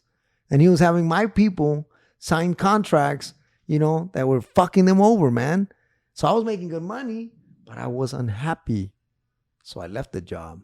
I mean, big dog, I turned down money so that I can go and work at fucking group home counselor, which I didn't make shit, but like $9 an hour. You know what I'm saying, big dog? So the bottom line is, I love what you said, Daniel Mijo. It's about knowing what we want in life. What makes you happy? This man says, hey, Enrique, being with my family, bro, like that makes me happy. Then keep fucking doing it, man. You know, hey, Mijo was like, hey, I want to be a great dad one day. Then keep fighting for that. Keep learning for that. Margarito said, I hate working for people. I can't do it more than 6 months. Then fucking keep chasing the fucking dream, man.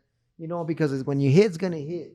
You know, and even if you don't, I believe you will, but even if we don't, we're gonna die freaking knowing that we tried our whole fucking life, man, and that we're willing to help others in the mix. Like you guys bringing me here, like if we can reach out to one person out there, man, that has the same shit that we're talking about, whether it's mom, or whether it's dad, whether it's both, you know, but they can relate and they can connect. And like Eric said, he's like, hey, my dad don't call me, man, I call him. I made the decision to tell him I love you.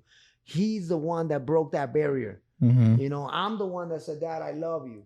I'm the one that says to my brothers and sisters, hey, don't come to my house unless you call me or text me. You know, they think I'm an asshole because I set limits, I set boundaries. But if I didn't love myself, I would let everybody come over and walk all over me. And what if I work 10, 12 hours that day, man? And I'm fucking exhausted. The last thing I want is for somebody to show up unannounced. You know what I'm saying, big dog? Does that make me an asshole? No. It's just I learned to appreciate myself. And when I did that, that's when I decided like what I needed to do more and farther. You know, I wanted to do biz, I would do this, but I knew that for me, I started the school in college. I was a young age. I failed. I got expelled. I was a drug addict, alcoholic. The story, you guys don't know it. But, you know, I was able to pick myself back up because I too had mentors that helped me, you know, get through those moments and get through those sticking points, you know, and now my passion is being a father. My passion is to help others in need, but I'm learning so much about self-care. And that's the next thing that I was going to ask you guys a little bit about, you know, in order to continue to be successful, right? We work hard, but we also got to take care of ourselves, you know? What do you guys think about that? About just taking care of ourselves? What do you guys think about that? Yeah, I think it's important. I think it's important because we get lost in what we're doing. We lose ourselves too. And we lose ourselves. And I think that's the most important thing, especially if you got people that are counting on you, especially as a parent. And I think that's what happens with like you said, our culture. They lose themselves in work and work and work and work and work. And they don't really like attend to the kids like in a different way. Yes, they provide. There's a roof, there's food, but there's other ways that other things that people need as humans. It's just the emotional part. That's where the mentality comes from. I heard Daniel say something earlier. He said something about being centered. And I was like, oh, my Carolito knows about being centered, huh? So what? Physical, mental, emotional, spiritual. So we have to get those things on point. I could be feeling cool with God. I got a good connection. I'm faithful to God. I got a good I'm spiritual. My mind is feeling good. I'm feeling pretty good mentally. Emotionally, hey, I'm not mad at anyone. I don't hate anyone. I love myself. But physically, I have an injury. I have a herniated disc. That motherfucker kicks my ass a lot. And there's days where I find myself feeling vulnerable. I'm feeling weak in a way because I feel like this is not a life. What kind of life is this, man? I'm afraid of surgery. I don't want to get my fucking neck cut open. But at the same time, what I'm saying is that's why it's so important, right? To be able to learn to appreciate ourselves, self-care. Whether it's I have a brother who struggles too with anxiety, man, you know, and the chelas and shit. And, you know, I tell him, hey, Carnito, it's really good to self-care, bro. Like, just do something for yourself. And he goes, I can't, bro. He goes, I can't even have a burger by myself, dog. I feel real guilty. And I just sit there, man, and I just listen. And I realize, I'm like, fuck, man, the fucking mind, how it works, how distorted the thoughts can be. These are called cognitive distortions, okay? Anytime we have a thought that's challenged, that's keeping us from doing something, like an example, say your little brother asks you for help, man. He's like, ask for a little money. It's like, you give him a little money. And then the next week again, a little money. And then all of a sudden you're like, man, this motherfucker's gonna make me go broke, man. He's always taking my money, man. It's like you're catastrophizing shit now. Okay, he's borrowing $5 off you, dog. He's not gonna go, you're not gonna go fucking broke because you're about $5. But that's what cognitive distortions do. For 20 fucking years, man, I wanted to go to school. But I was so afraid of failure because I failed at Fresno State. I failed at Sac State. I failed. And I was so afraid of failure that I would not engage in school again. I wanted to. I had nightmares about it. But for 20 fucking years, man, I kept myself from going back to school because guess what? It's like, man, you know, I'm going to fail again. Like, you know, I already fucked it up once. I don't want to fucking fail. I'm going to let my family down. Think about it, man, right? That distorted thought that keeps us from excelling in life. And that's why, you know, maybe if you guys invite me again, man, I would love to talk to you guys a little bit about cognitive distortions. You know, maybe we can reach out to someone out there in the audience that can actually, that are struggling with some of these thoughts. And that's why we started the conversation with thoughts. We started a conversation about what it is that empowers us, when the change came, when the maturity level happened. I feel so blessed because I'm not a therapist who just went to school and got a degree. I'm a therapist who failed at life and who picked himself up and dusted himself and looked up and keep my chin up, my chest out high all the fucking time. And that's what drives me. That's why I see you guys doing this. To me, I'm like, dude, I wish I had that fucking fire inside me when I was their age. You guys are half my age, I believe, right? You guys are like half my age. Yeah. I'm an old motherfucker. You know, but for see you guys doing this and the things that you guys been through, because I know your stories, all three of you, man. I know your stories. You know, and that's what I'm so touched, man. I'm so touched because to see you guys come from where you guys come from, the parenting that we had, the or we didn't have, right? The responsibility is thrown on us as youngsters, you know, and for you guys to not victimize yourselves, feel sorry for yourselves, and then stop all your dreams because now we're just, you know, well, you know, they did this and they didn't treat me like this and I didn't have this when I was growing up. And then fuck, who? There's a lot of people out there listening that are gonna listen to that don't have shit either. But it's about what we want to do with life. I wanted to succeed. I wanted to help people in need. That's my success. Yeah, I had a question. I'm going into like a little bit like into your work. How do you what's the word? How do you approach be I know it's obviously your first date, but you've been kind of doing therapy for years. You didn't have that title, but you've been doing it because, well, you did it with me. Yes, sir. I'm pretty sure you did it with Daniel, and I'm pretty sure we did it with Eric sometimes too. So how do you approach when you're gonna go talk to somebody? Because I know for the most part, a lot of times people get turned off by therapy for the same reason because they don't have that connection with that Right. person. So it's not really like it's like they lose belief in it, you know, that therapy. And so how do you approach like when you're gonna talk to somebody and how do you make it not just about the books? Because a lot of the times that's what you run into, like somebody who's studied and doesn't really know where you come from or who you are. You know what? I think the word that you use is the word. The key thing here is the approach. You know, if I and then you guys look at me, man. I'm wearing a fucking t-shirt and chucks. Yeah. That's the kind of therapist I am. You know what I mean? I'm not wearing the fucking tie. I'm not that kind of therapist. Yeah. Bottom line is the population I work with. You know, if I put on a tie and I go in a nice car, you know, right away, immediately there might be a barrier. Immediately, like, oh, he's just one of those guys that does it for the money, right? Yeah. So for me, it's my life experiences, the way I talk to them, my tone of voice, my body language, nonverbal communication, all these things that play into effect, man, right? I got hired on the spot, man, when I got interviewed for this position. And it speaks volumes because, you know, this is a rigorous journey that you have to go through, interviews and this and that. And so, you know, to be picked right there on the spot, it was so humbling, you know, but that's because my bosses know that I am one of the guys that is the most sought out in that clinic. I am one of the guys that has this approach with people because I treat everybody, man, with dignity and respect. And that's the main thing, man, is when I see someone because of my life experience, because of where I come from, right? Now think about it, man. What if my daddy was rich? And my daddy fucking paid for everything. And I went to college, man. I graduated 22 years old. I got a 23, 24. I got a master's. I'm out there, you know. How am I going to connect with some of these families, right? The fact that I've been through the journey, the fact that I am an ex-drug addict, an ex-alcoholic, an ex-gangbanger, the fact that I failed in my life in many ways. I was a shitty father. You know, I was a piece of shit father that would leave my kids and take off with the car seats in the car and go drink and go get fucked up and loaded. That's who I used to be. But I chose to change, and that's what it's about. It's about change and what we want to do with life. That's what it's about. It's about changing our ways. It's about changing the things that we do. Like I said earlier, man, like, look, I could be here talking all this shit, but I can go home and be an asshole. You know what I mean? Yeah. So bottom line, it's about that. So for me, the approach is everything. It's about the way I talk to them. The way, you know, if it's a Mexicano family, I'm throwing my Spanish at them, man. You know, if it's not, then don't worry. I'll speak my English in there, but I'll make sure that I go down to their level. And I'm not, you know, in any way. They may come in office or I might see them in their homes, really poor homes where I go see them, but it's never about judgment. It's always about, you know, empowering them, man, and treating them with dignity and respect. I think for me, that's the key thing, is to treat them the way I would want them to treat me. Okay. Or treat them the way I would want. If I took my sons to them, my daughter, that's what I would want, that guy to treat them that way. And I think I'm inked up, man. I'm sleeved. So I think that also I work with youth that are on probation. I work with youth that are struggling, you know, with oppositional defiance disorders, for example. They're oppositional. They're fighting against the world. They're just fighting, you know. Where does that come from? Oppositional distortion, you think?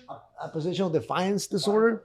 That's basically going against the rules, man. Like basically like, hey, man, we told you not to, but fuck you. I'm doing it anyways. You know, that's oppositional defiance. Where does that kind of behavior stem from? I believe that it stems from, like you said, is our upbringing. A lot of it, of course, I believe that's from our upbringing, the way we're raised, and the way a lot of us also are wired differently, right? We're all born differently, man. Even though we look alike, whatever, we're all wired differently. Our brains are wired differently.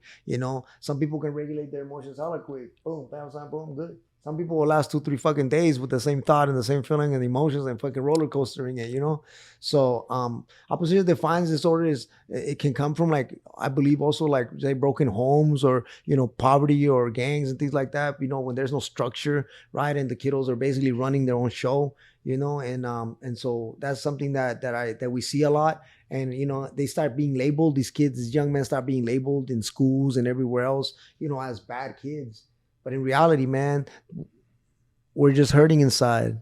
We have something that we're trying to fucking understand, and we don't yet, because we're young, man. So Like the saying says, hurt people hurt people. yeah, exactly, man, exactly. A lot of it too, like you said, Daniel, it's like a kiddo, going against the grind, but going against the parents. It's pissed off, so pissed off at, say, the dad abandoned him, but now he's treating mom like shit, and he's opposition, he's breaking the rules, he's taking off, but that's like, unfortunately, we don't see that until we grow up and get a little more mature, and that's another part of the growth. Like you said, what caused it? It's maturity, man. It's where we get to it. People, the brain develops at the age of 28. They used to believe that the brain develops at the age of 25, fully developed, but it doesn't. Studies are continuing to come out, man, and they believe now that the brain continues to develop all the way to the age of 28. That's when you hit your full growth. That's when you hit your final destination of brain development. Before then, teenagers and shit, our wiring is hella fucked up. We're gonna do shit first, and then we think about consequences. That's teenagers and shit. So the brain is developing, and so the more maturity comes.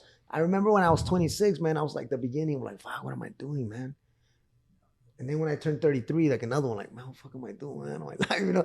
But it's maturity, man. It's a big piece of it all, Carnalito. It's about understanding that, we can grow from these experiences, man, and not victimize ourselves. It's just that it's really hard for a young person to understand these things. The brain's developing still. So it's really hard for a young man that's finishing high school. It's really hard for that young man to be like, hey, you know what? I got to go to school and go to college, man, and graduate, because I'm going to make fucking money in like 4 or 5 years. I'm going to make money. I'm going to have a degree, and I'm going to make fucking money, because it's guaranteed. It's a guaranteed road. Like, you go to college, you fucking get that shit, you're going to make money. And you're not going to work like the jobs that you don't like. Those jobs don't exist when you have degrees. And so that's the thing, though, when we're at the level and we got all these other factors. Why would I think about going to school when I want to help my parents survive and make it? You know what I'm saying, big dogs? So that's another thing right there too, that I feel play a big part in a lot of our youths, man. Decision making is, the immaturity levels, the brain still developing, and especially if we come from a home like ours, where our parents really didn't know what the fuck they were doing, right? Well, then guess what? We're just gonna go ahead and pick up on those behaviors, and these are all learned behaviors, man. The anger, that's not hereditary. It's not it wasn't in our genes. That's a myth. The anger came from something that we learned at home. Quick question. So your kids, they're living a different life than what you had. 2,000% different. Okay, they're living a completely different life. What do you do on you could say a daily basis to have that mindset that you have, to not be that one kid, the mommy papi that is now just like, just like going through life just like that, because you came from a broken home and you're ambitious and you want to do more and you want to help people. So how do you, I think that's a very core thing for everyone to have. And because I believe if everybody had a little bit of that, the world would be a better place. For sure. So how do you put that into your kids without them having to go to the hard stuff? I'm gonna be honest with you. I'm gonna be transparent. I told you I was gonna be transparent. I'm learning. Yeah. I'm in the process of learning. And my son's 16, 19, and I have a 24-year-old daughter that got a bachelor's degree from Fresno State. She's making 70 something in San Diego, living life. She's living it, dog. You know what I'm saying? And so the thing is that my mentality is different. And here it comes. It's called the CBT cognitive triangle. CBT cognitive triangle? Yes. Okay. All right. So, all right. Cognitive behavioral therapy, the triangle, okay, is a cognitive triangle. Okay, so imagine a triangle in front of you. Mm-hmm. On the very top, you have your thoughts. On the other corner, you have your feelings. And on the other corner, you have your behaviors. It's all interrelated, man. If my thought is, man, you know what? I gotta fucking start a business. I gotta fucking do this. My dad taught me this shit. My dad, they were fucking savvy. They were fucking workers. They wasn't able to do it because of the limitations that he had. But look, we're American citizens. We have different opportunities. Let's fucking do this. We're young. We're healthy. Let's go. Your belief, your thought creates.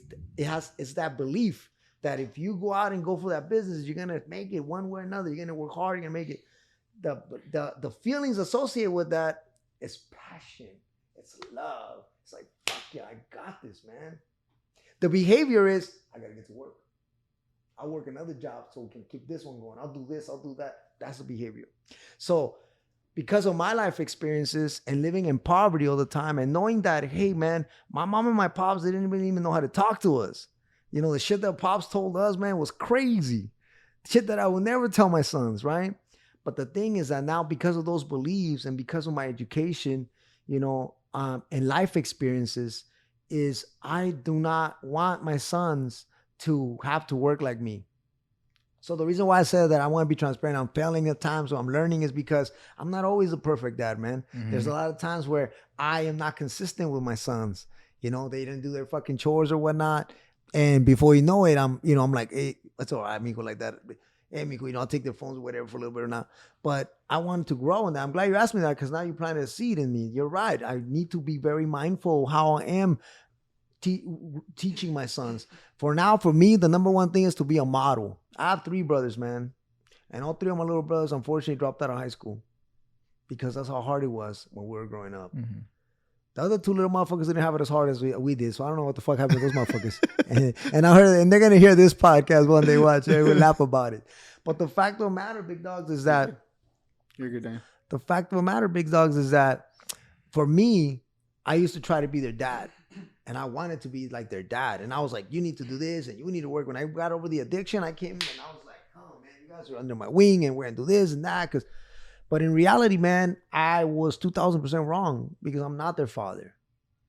The best thing that I can do and not tell them what to do is the best thing I can do is to role model. So I stopped worrying about the fuck they were doing or not doing, who's going to the pin and who's not. I started realizing the only fucking thing that I need to do is role model. And that's what drives me, Carnito, is I role model for my sons. I instill the seed in my sons of education. Okay. My brother believes a little bit more in let's go grind, and you can, mijo, look, you can make good money like me too. You grind hard. And let me teach you how to fix oils. Let me teach you how to fix tires and all that shit, which is cool too.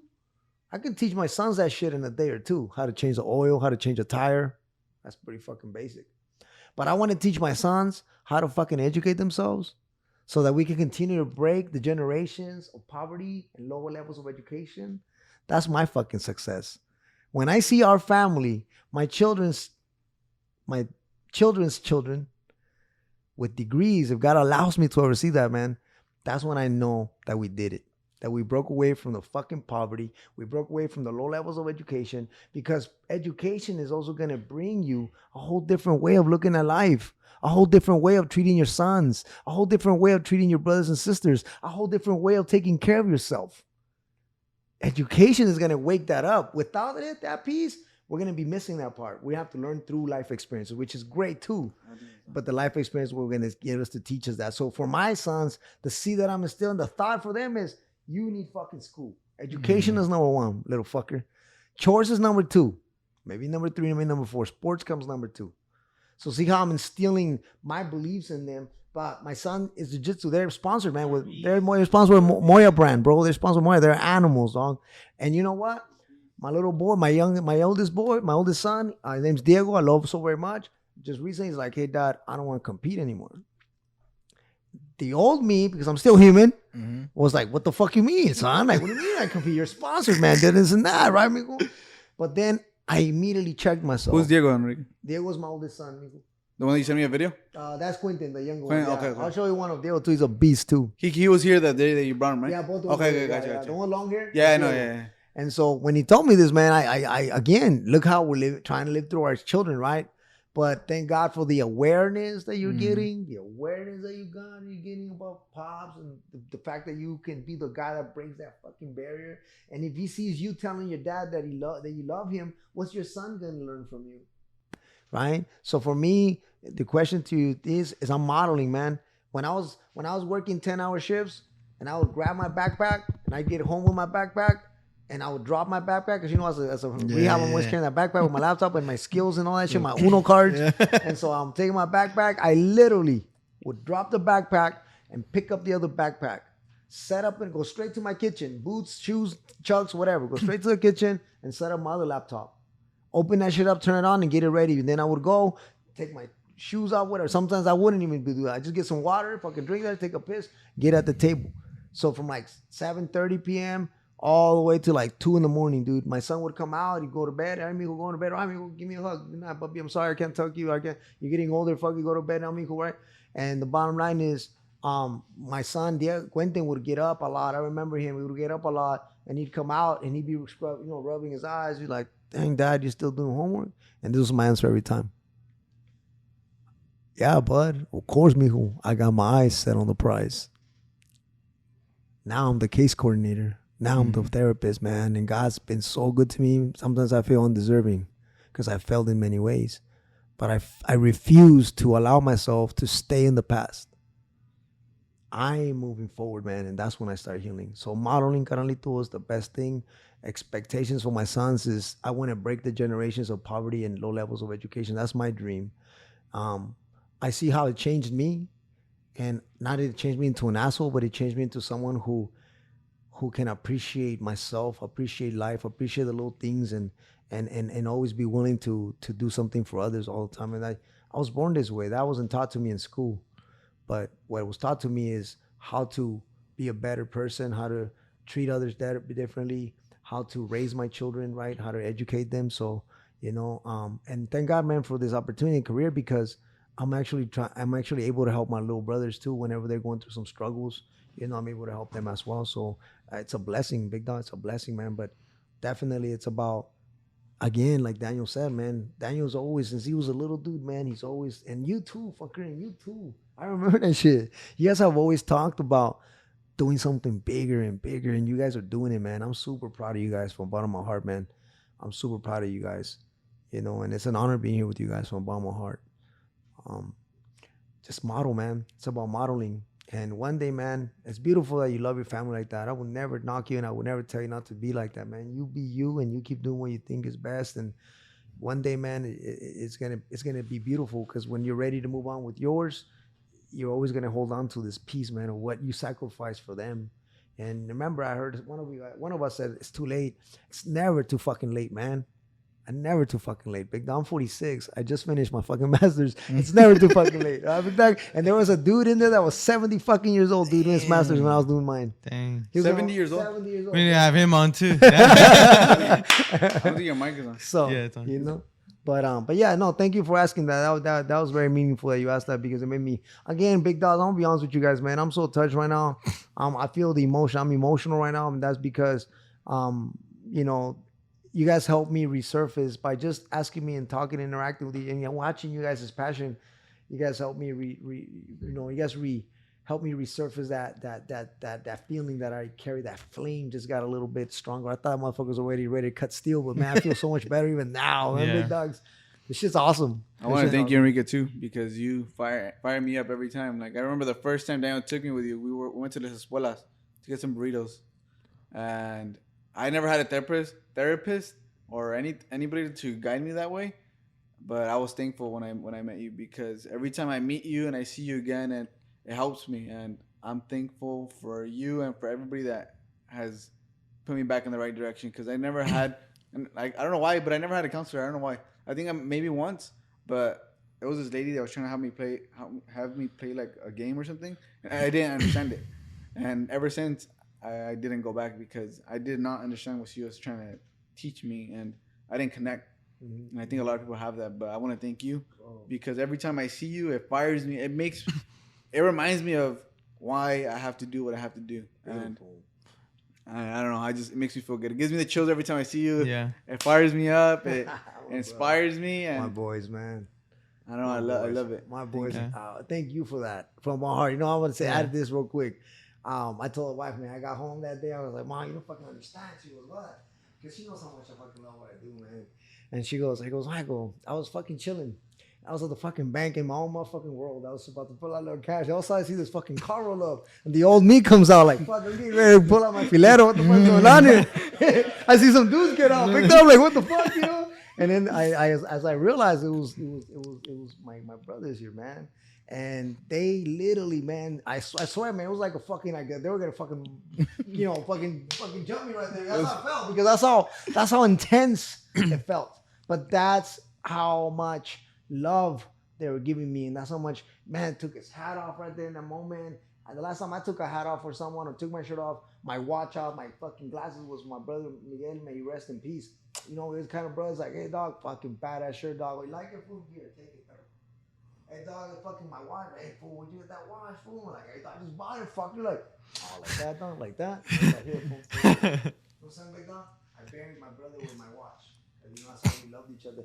But that's beautiful to have. So thank you guys from one heart, because when that happened, bro, like my flame again, man, that shit just like, oh, I was like, fuck, dude. Took his hat off, gave me a shirt, like just the love, introduced me to their cousin, right? The other cousin. Yeah. And it was just like the feeling that I got, bro. It was just that right there, carnalito, is my success.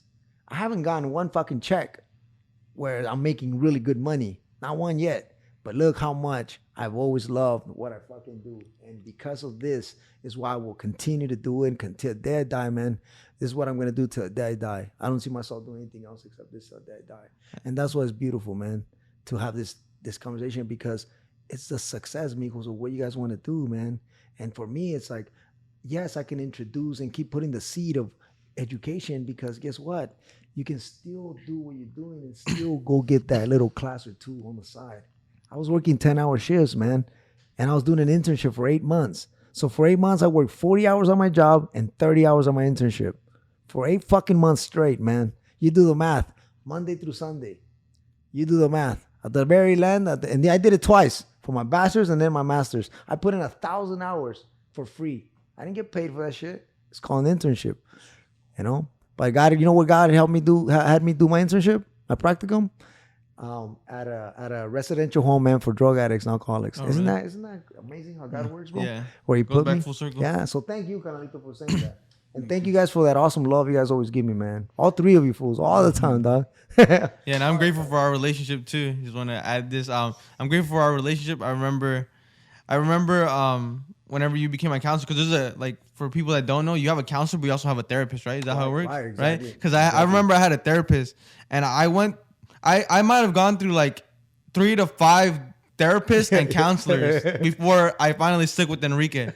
You know, I might have gone through like 3 to 5. I remember watching the movie Good Will Hunting.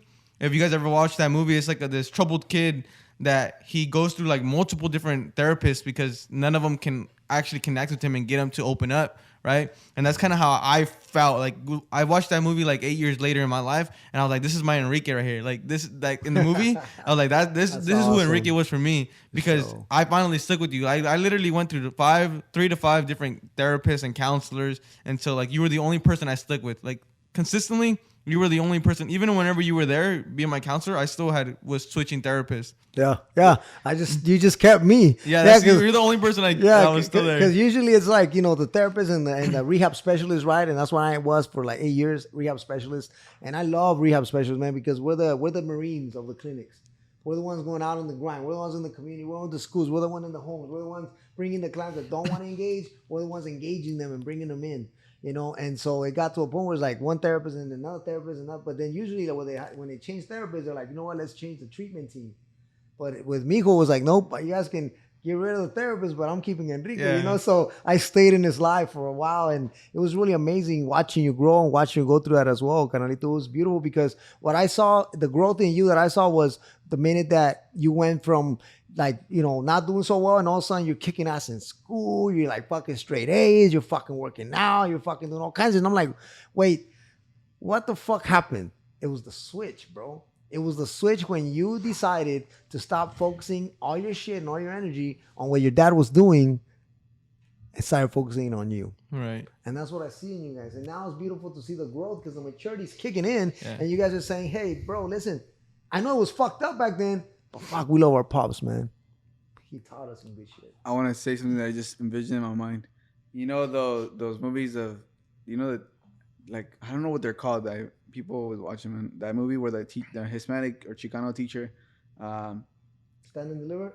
I think it's that one. And like, there's multiple of those movies, right? Like that's Freedom one of them. Riders and stuff. Freedom Riders, all that. Cool as more. I just envisioned that Enrique, like Enrique having a movie, like literally someone's gonna make a movie of you, and that's gonna be you. Like you're gonna be that person in all those movies that everybody talks about.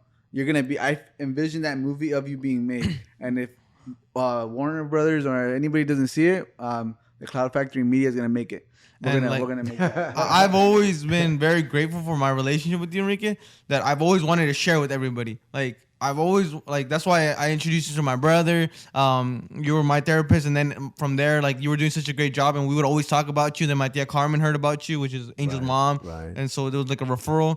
And, like, everybody, like, every time I have, like, friends, like, I meet this guy, bro. Just talk to him for 5 seconds. He's going to inspire you to do something with your life. And if you have any problems, like, he'll help you. You know what I mean? Like, I'm just always, like, I just want... You can send Daniel the bill.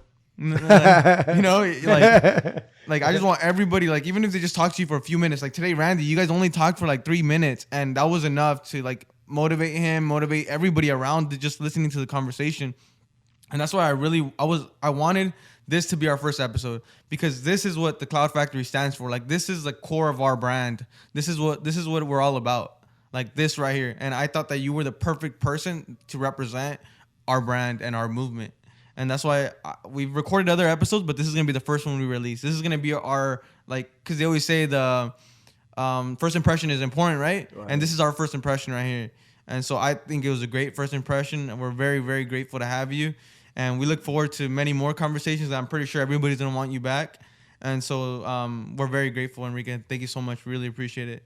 Yeah. Very grateful. I want to thank you too, Enrique, because I met you when I was young, and I didn't have that male role model for me for a while. And when I met you, it was like, damn, like a shot of, like, you know, this masculine person, you know, that in my life. And I want to thank you from the bottom of my heart. And, you know, hopefully many people can know who you are and discover you and with this episode, and get to know who you are, and you get to touch more lives. And I'm pretty sure you get stopped on the daily. Hey, Enrique, from so many other people that you have inspired and helped, and that's just you planting a seeds in a bunch of people. And you created so many clouds out there. And I'm pretty sure your memory of you and who you are and the things you teach us will live on for many generations and help us break those curses that you talk about.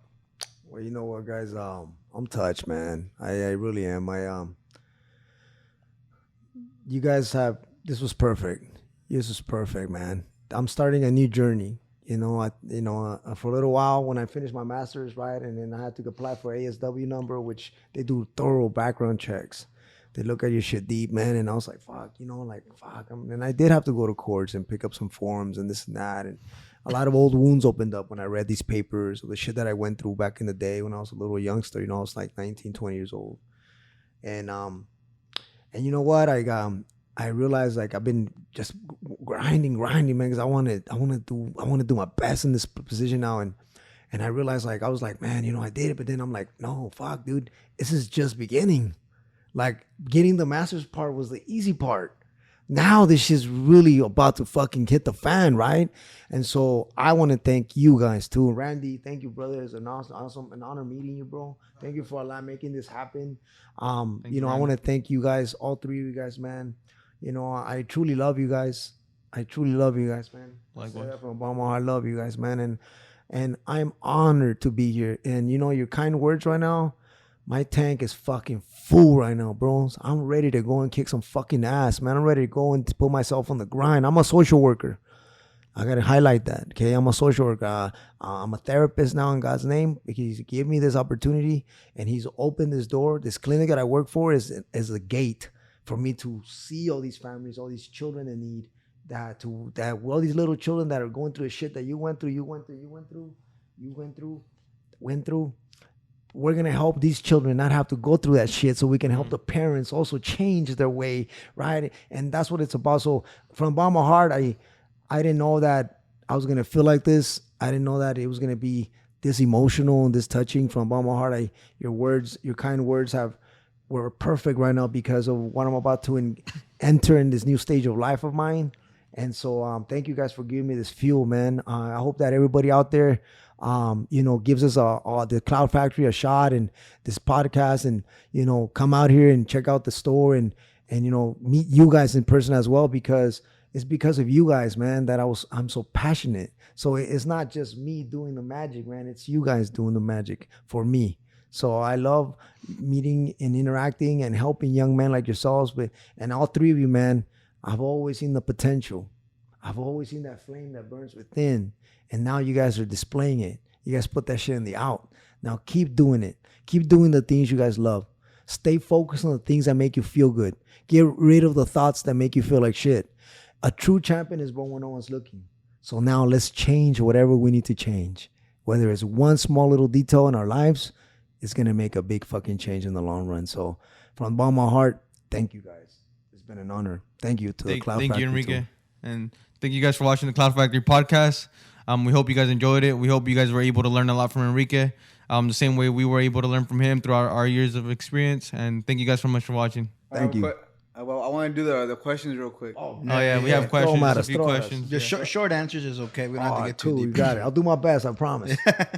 So I have someone asking, what are some healthy ways to cope with depression? All right. So there's different levels of depression, right? And we could talk about the depression that makes us want to stay home, not do much. Or we could talk about the depression that feels like a heavy ass blankets on our bodies. We lose interest on things. We don't want to go nowhere. We isolate. We withdraw. What is one of the best things to cope with it? Self-care. All right. Self-care is an amazing way to cope with depressions, because you start taking care of yourself. You start doing things for you that are going to make you feel good. Self-soothing. Self-soothing are things that can make you feel good in the moment, such as, taking that long shower and putting on a candle and relaxing with that fan on. That's self-soothing. One of the things that I love a lot is to cope effectively with this type of feelings and depression, things like that, is to utilize this very powerful tool that I use on a daily basis, man. It's called positive self-talks and affirmations. It's one of my favorite skills, and the reason why is because it's a skill that teaches you how to increase your self-esteem, increase your self-confidence, set attainable goals, and reach those goals by utilizing your own inner voice. So what does that mean, man? It's that inner voice, the one that woke you up, the one that woke you up, the one that's waking you guys all up. That's that inner voice that we have. So utilize that. Create positive self-talks for yourself. When your mind is telling you, man, my life fucking sucks, I don't have this, or I feel like that, redirect that motherfucker immediately. Right. It's called thought stopping. Stop the thought and redirect it. Hey, whoa, wait a minute. Fuck that. I'm better than this. I'm going to turn this shit around. What do you mean I'm not? Fuck yeah, I'm going to do it. Period. That's the way it's going to be. So that's the affirmation. I use it to get up to go to work in the mornings, man. I'm fucking tired. My neck hurting all night and shit because it's herniated disc. And, it's like, man, fuck, dude. Fuck, dude. Man, fuck, Enrique, all those little dudes are waiting for you, bro. Get the fuck up. That's my self-talk. Okay. Or when I don't want to go to the gym because my neck hurts, right? Or don't want to do jiu-jitsu. I had knee surgery. And I'm fucking still doing the jiu-jitsu thing, I'm fucking the weights, I'm not as big as I used to, but you know what? It's okay. Because my mind was so negative. I was like, man, you can't lift and your fucking muscles are all going to go away. I was 201, dog. Remember I said earlier I was like 6'7"? Yeah. Actually 5'6.5", but I feel like 6'7", And so I went from 201 to 180, 175. We're like 170 right now. But it's okay. You know what? When my mind's like, man, you lost all your fucking muscles, it's all right, big dog. You know why? Because I could do something else. You know what I mean? So yes, positive self-talk and affirmation is the answer. Coping effectively through self-soothing, positive self-talks, self-care, being kind to yourself. So if you're beating yourself over in your mind all day long, you're not being kind to yourself. So let's start practicing on redirecting those negative thoughts by utilizing positive self-talks and getting active. Get out and about, right? That's the thing, Enrique. That's great. I'm pretty sure they're going to appreciate that in there. I'm pretty sure they're going to help them out. I have a couple more questions that people... So do you ever get overwhelmed by stuff people tell you? Like, it's a question towards you, I think. Like criticism, basically. Like, no, do you get overwhelmed? Like let's say people are Like with they're other pointing people's so problems. much to you. They're Mhm. pointing, Oh, okay, they're I get it. aggrieved, they're pointing so much to you. Sure, Do you sure. get overwhelmed? So we're human, right? We're human, even with all the schooling or not, we're still human. But and it's really important to practice self care. So one of the things that I love about my master's program is that I learned about self care. So self care, I was like, how do you guys self care? The teacher, professor would ask. I was like, well, I take my sons to jujitsu and I watch them. I was like, that's not self care, right? Oh well, I like to go with my family and watch them do good things. Well, it's not self care, bro. Right? So self care is the key, man. Self care is let me say it like this. The only people that practice self-care are the people that feel that they're worthy of being taken care of. That's good. Those are only people. That's good. Next question. Let's go.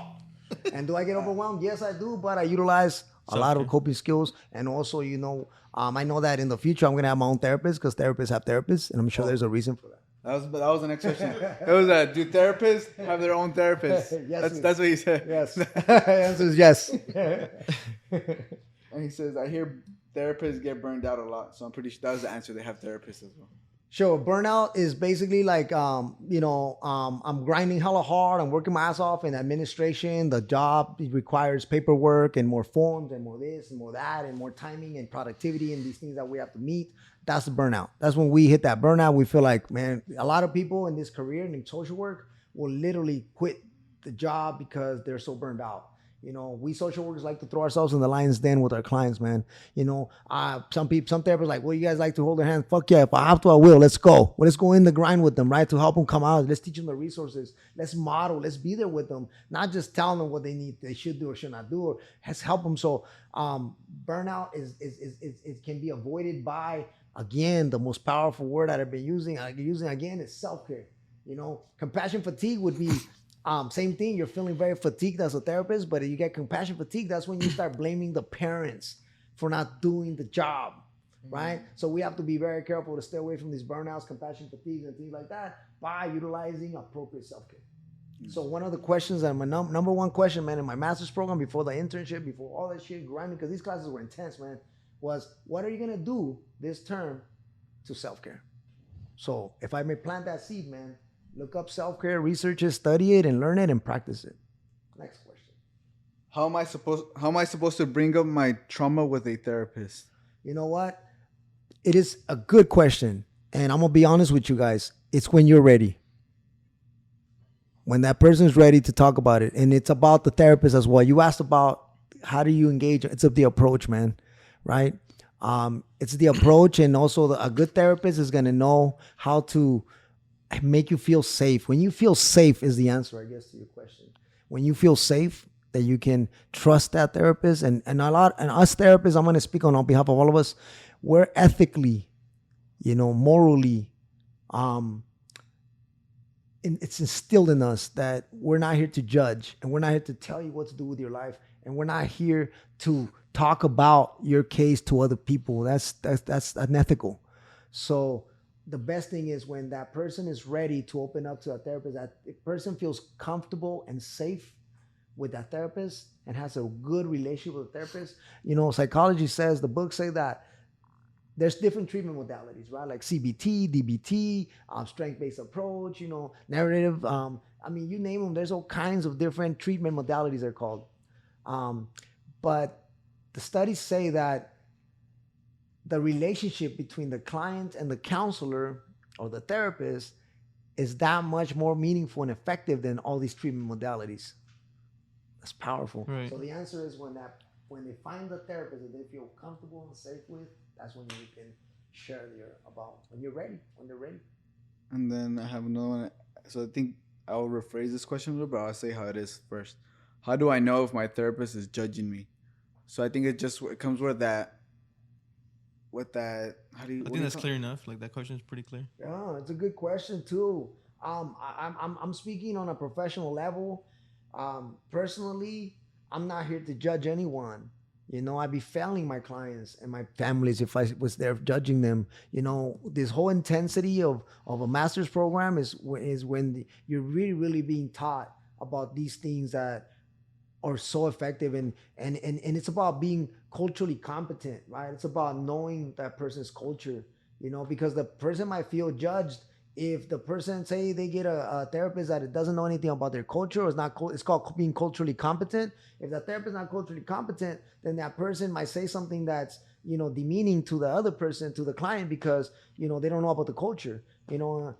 And so by saying that, you know, our whole goal, our whole, I guess, ethics is about not judging others. We're not there to judge anyone. We're professionals. And so I speak on behalf of therapists. I'm sure there's good therapists. I'm sure there's shitty ones, right? Let's keep it real, right? Just like there's good thing of everything. There's good boxers and shitty boxers. There's good job but supervisors, shitty supervisors, right? So I believe in this, right? I believe that some of us do this because we're so fucking passionate, and I believe that some of them got there because that's the fucking career they chose, right? Mm-hmm. So with that being said, on behalf of me, though, on behalf of the people that I work with, the people that I know, we don't judge.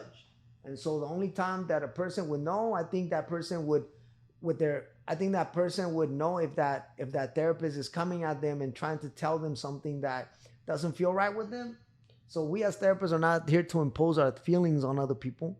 So if a therapist is like basically like, hey, well, Daniel, you know, you're not doing that right, and you know you shouldn't do that, because then that's when you probably would feel judged by me if I'm telling you that you're doing something wrong, right? Would you just suggest that they change therapists if they feel like it's not compatible? I would always suggest that, you know, as a consumer, man. That's what I'm saying, because I wasn't afraid to change. Like I changed like 5 times. So and what happened? You found something where you connected with someone. Right. So that's exactly the answer is yes. The answer is my opinion, and I even say, like, when I'm gonna start, right, and I have that we're providing the psychoeducation, and we say, like, you know, you have the right when you're signing those forms. They have the right. It's called I forgot the term. It's my brain blank, but it's basically consumer preference. It's called. Yeah, so I remember that. So actually, all that person, all the client has to do is say, hey, you know what? Thank you so much for your services, but I would like to be connected with a different therapist. The key thing is to feel safe with that person, right. and it's the therapist's job. I believe it's my job to use the appropriate approach, right, and to utilize the appropriate body language, tone of voice. All that matters, right? I'm not going to sit there with a depressed client and be all happy, all fucking laughing and smiling, right? I want to meet my client at their level. And so, yes, my advice would be, if you're seeing a therapist that you're just not connecting with, I would advise for you to exercise your rights. It's consumer preference. You have the right to choose your treatment team. So, yes. All right. If I feel stuck, what's the first thing to do? Stuck as in mentally stuck, physically stuck? What do you mean, like mentally stuck? I think mentally stuck. Mentally. They're referring to mentally. Like in a rut. Yeah, like stagnant. They're like... I guess the question, I would ask them, the question is, what drives you? What makes you get up? What motivates you? Right? Find interest, do things that you love to do. I think that many people, you know, go out of their comfort zone. I think it's really important to get out of the comfort zone, you know, and you know, if you're mentally stuck, I say learn how to utilize your own self-talk, man, to motivate yourself, engage in different activities, break outside the norm, you know, do something different, right? Don't stay there. Don't stay in that room. If you feel mentally stuck, don't stay in that room, right? If you're mentally stuck, and, you know, talk to someone. That would be my biggest thing. Talk to someone, man, because then you get someone else's perspective on how you're feeling.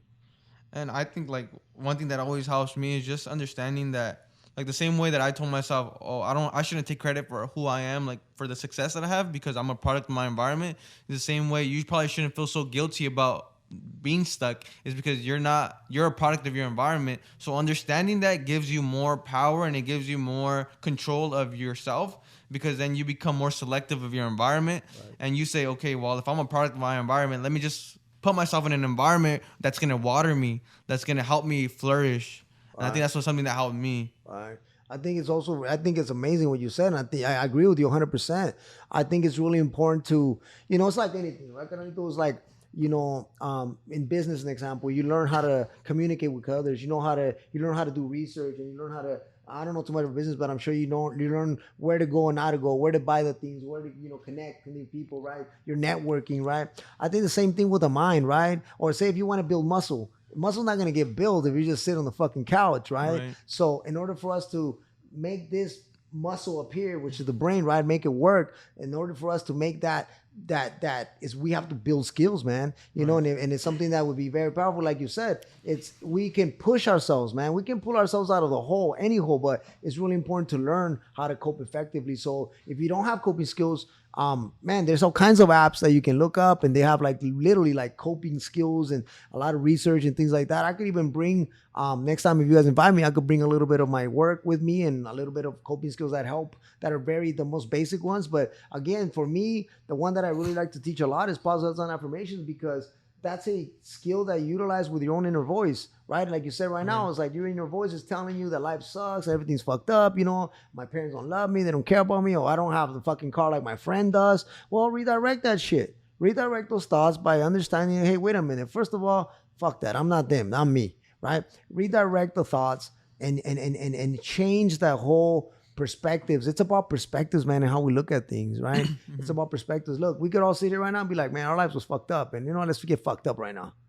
But we're not. We're saying, look, man, our life was pretty fucked up when we were younger, but we're gonna make the best of this motherfucker. We're gonna learn, we're gonna grow. So yeah, most definitely, man. I would advise everybody to start learning. Because if I knew the shit that I know now, imagine the shit that I would have avoided, man. Yeah. Right? I didn't know how to fucking cope with life and my depression and my anger that I had anger, man. And because of my past experiences in life and all that shit. But if I had the coping skills that I have now, man, shit, man, I would start breathing right away. You know what I'm saying, Victor? Yeah. So breathe. That's number one thing. Breathe. Keep the fucking brain full of oxygen. When you're feeling a little pissed off, when you're feeling a little down or depressed, focus on your breathing. Try it. I just went through a fucking roller coaster of anxiety the other day, and I got home and I couldn't fucking control. I was like, fuck. Usually, man, I'll hit the iron or something, right? This time my neck was hurting. My whole fucking shoulder was killing me, man. I was like, fuck. I had already done legs. I'm like, fuck. I don't really have nothing to work out. I can't do jiu-jitsu. I'm in too much pain. So I decided to self-care. I put it to practice. So what I did was I was like, you know what? Fuck it. I didn't have a beard. I didn't have nothing. I just took off my shoes. I took off my socks. I put on some cool relaxed shorts. I took off my shirt. I lay down in my bed. I told my wife, hey, you want to come chill with me? I just relax for a little bit. Went to the room. I told her, hey, got those little hammer shit. I forgot what they call those. Oh yeah, the massage guns? Yeah. She did that on my back for a little bit. I was like, cool. And I laid down. I set up my pillow. I turned on the fan a little higher. Long story short, my little water. And then this is what happened. I would sit there and I said, look, we found a movie. I was like, cool, let's watch this fucking movie. And then like 1.5 minutes would go by and my brain was... And then I was stop, rewind that shit, rewind it, okay. And now we refocus.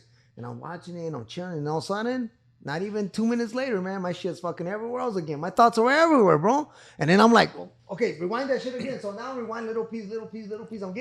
I'm getting ahead of the movie a little bit, but I'm still rewinding.